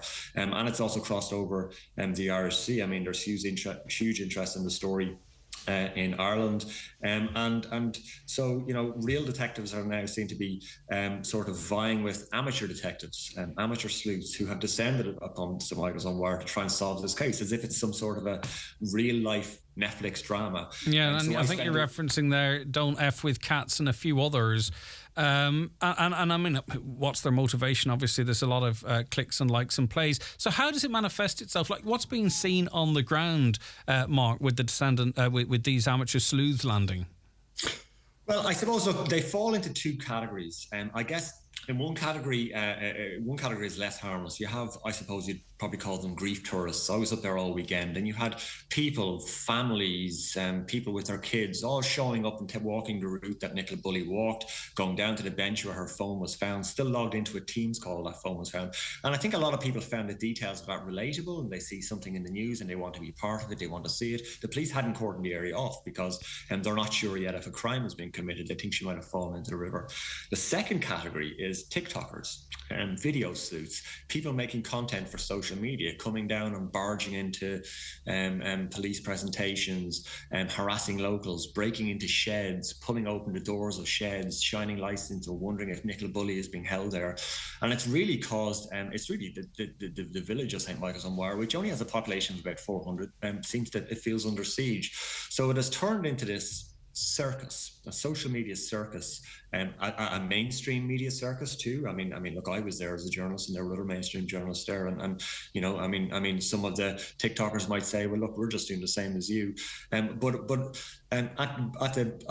the bottom of this, you still have a family looking for a missing woman, and nobody knows where she is, and nobody knows if she'll be found, when she'll be found, and what happened to her. And it's just this awful situation for the family and also for the people of St. Michael's on Wire. And where does it go from here? Because we're going to see more of this. I mean, if it's not out there already, people will think there's something going on here. The legacy media, you know, the terminology that's put out there, are in cahoots with the police or whatever it might be, and they'll feel that they'll expose that, or they'll say, you know, we're citizens, journalists, we're going to have to expose the truth. You know, I mean, we're going to see more and more and more of this going forward. And then I suppose, Mark, when you sort of, you know, come out and call it out, people are going to say, oh, well, you would say that because you're part of it and we're here to expose, you know, yourself, and the conversation goes round in circles. So where does it go from here then, I wonder? Well, look, it's hard to know, and look, sometimes there's no arguing with social media, and there's no logic to a lot of the stuff that's happening here. I mean, for example, you know, I was on Friday night. I walked out of the local village pub. I was in chatting to the local village pub was called Grapes, and I walked across the car park, and two dog handlers emerged from the gloom with Alsatians, and I thought maybe they were police looking for Nicola Bulley. It turns out they were private security guards who have volunteered to protect the village from some of these army of social media sleuths who descended upon the place. So look, I don't know where it'll go from here. But what's happening at the moment is the search is continuing for Nicola Bulley. The police are working on a theory that she fell into the river. Now, look, it does seem, you know, I mean, there's no evidence for that, and her family don't believe that that's what happened, and a lot of people in the village don't believe that that's what's happened. But there's also no evidence for anything else. So the search is continuing. It's on the media, wall-to-wall coverage of this case over here in Britain, and on social media, wild theories, and I'm sure all of that will continue until there's some sort of a resolution. And until then, it's become this big media monster that needs to be fed. Yeah, and of course then those who might ordinarily in the local community are going to get caught up in that, and some will be drawn to one theory or other, and then it just causes it probably end up causing division and what have you. Finally, Mark, what do have the police recognised this as an issue? Have they said anything about the all these you know, they probably mean well, but you know, what are the police saying? So yeah, some of them mean well, and I think some of them are just there to get eyeballs for social media. The police have told people not to interfere in the investigation, not to engage in wild theories online. And last weekend, when I was up there, they also issued what's called a dispersal order. It gave the police the powers to break up any groups of people who were causing a breach of the peace, or groups of people going around. I mean, for example, there had been people, turning up in locals' back gardens and trying their sheds and looking in their windows and so on. So the police aren't happy about it. I suppose it's difficult for Nicola Bulley's family and her partner Paul Ansell, who has appealed for help to search the land, and that's using his phrase. He wants every inch of it searched, he says. But at the same time, I mean, there has been wild theories online and stuff, and I'm sure he reads that. And what he's trying to do also is protect their 2 young daughters. So look, it's a very, very difficult situation. It's something that I think a lot of people, has resonance for a lot of people in Ireland. We've had a lot of women disappear into thin air in Ireland over the years. And this is the story in Britain at the moment. And everybody's glued to it. And a lot of that footage will end up on mainstream Netflix or Amazon or Disney Plus or whoever decides to make a 3-parter out of it, and that feeds it as well, and on we go. All right, listen, Mark, thank you so much for your input. I really appreciate it. Take care of yourself. That's Mark Paul, and I've read it goes to show my uncertainty over Nicola Bulley's surname there. I've read quite an awful lot about this case, but I don't watch TV news, and I hadn't heard her name pronounced, and therein lies why I got mixed up there. I just hope the situation is resolved for the family's sake as well. All right, any input into that? 086 60 25,000, WhatsApps and text that number, or give us a call on 07491 25,000. Greg, while you're on the subject, why don't you highlight that a lot of people are taking cocaine as a substance to lose weight? I understand if you don't read it out, as this may not be suitable for your show listeners. No, it's fine. As we heard from the professor, a lot of people are using cocaine. I'm not sure if it's specifically because there's quite a buzz off it, apparently. I'm not really quite sure it would be used solely for losing weight, because it'd be like getting drunk to lose weight. It wouldn't really be practical. I'm not saying it doesn't happen, by the way, and it probably suppresses appetite and all, but there is a buzz that goes with it, a high that goes with it. So as to be used solely as weight loss, maybe I'm being naive here. I think it might be an excuse, but the reason? All litter wardens should have the following signs where they're working and on their high-vis tops, picking up their dirty habit: litter, litter, litter. Okay. It's the Garda Síochána's job to be out and about and catch these careless folks. Also, it should be a public service collecting household waste. People have wing mirrors and stuff in cars. People wait till there's a gap in the traffic. I don't think really a lot of these people that are chucking stuff out of the cars even do it in front of regular cars. They'll wait till it's quiet and do it. I'm not saying exclusively, but I don't think the guards, even with all the patrols in the world, unless they sit at these spots, are going to stop it. But certainly if they find out who it is, pursue them. But I don't think even more Garda patrols is the solution, with respect. My neighbours do not put out a bin. They burn. Burn. Can't open my windows on a good day with the smell. If it was me, their daughter be knocking on my door about the environment. Okay, so they don't put out a bin and they can smell the rubbish being burnt all the while. Can I say a massive thank you to the gentleman who helped me yesterday in Letterkenny? I was travelling for an appointment to the hospital, but with the roadworks, the road I usually take was blocked and it left me very confused. He says, "Here, follow me," and he drove to the hospital in front of me. A massive thank you. Well done, sir. Well done. That's a lovely thing there. That person, obviously, we'd be stressed up to high dough, and you helped them out. I be in Derry all the time. I never see children running about in gangs like they are in another area. Okay.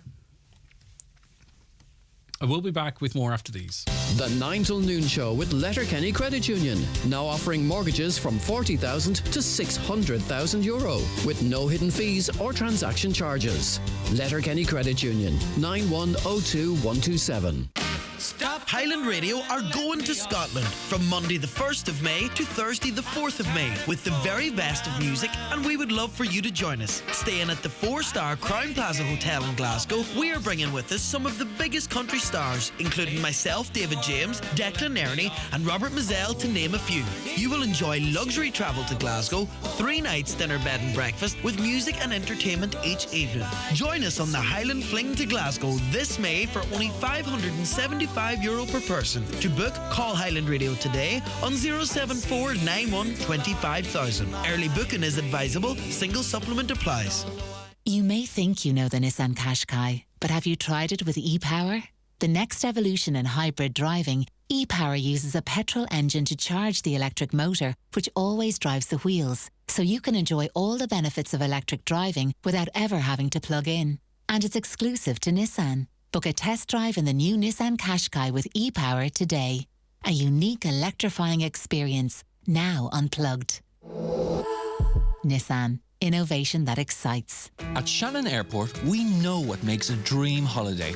It's not just the huge choice of destinations like Chicago, Paris, Newcastle, Naples, Barcelona and Porto. It's the unique features that make getting through our airport a dream. Like affordable, easy access parking just steps away from your departure gate. So whatever dream holiday you're packing for, head for shannonAirport.ie. With more destinations than ever and a hassle-free airport experience, we'll get your holiday off to a dream start.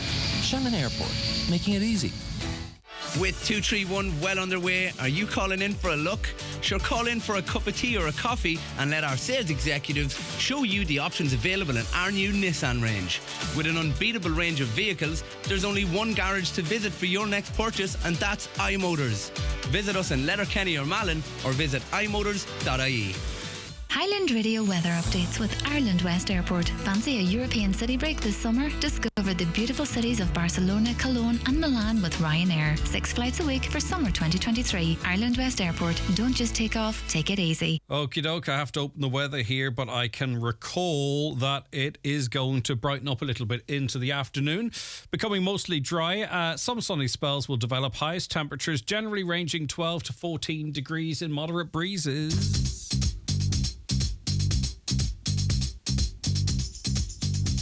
Okay, we're going to Ballybofey, where I understand love is officially in the air. Joy, good morning to you. Good morning, Greg. How are you getting on? How are you? I'm getting on good. All right, talk to me about himself. His name is Tommy. I forgot his name, actually. And we are married 48 years, coming in September. We met in the Butt Hall, Sunday night, in the Butt Hall, Ballybofey, on the 27th of January, 1974, at a dance. And basically, it's all go from that. Okay, not too much information, Joy. Go. And did he come over and ask you to dance? Is that how it worked? He did, yeah. He did, yeah. And did you have your eye on him, or did he just appear in front of you? I did. I definitely did. Oh, wow. And did you know him before the dance? I did, yeah. I knew him, before that, but I had my eye on him that night, yeah. Oh, wow. Definitely had.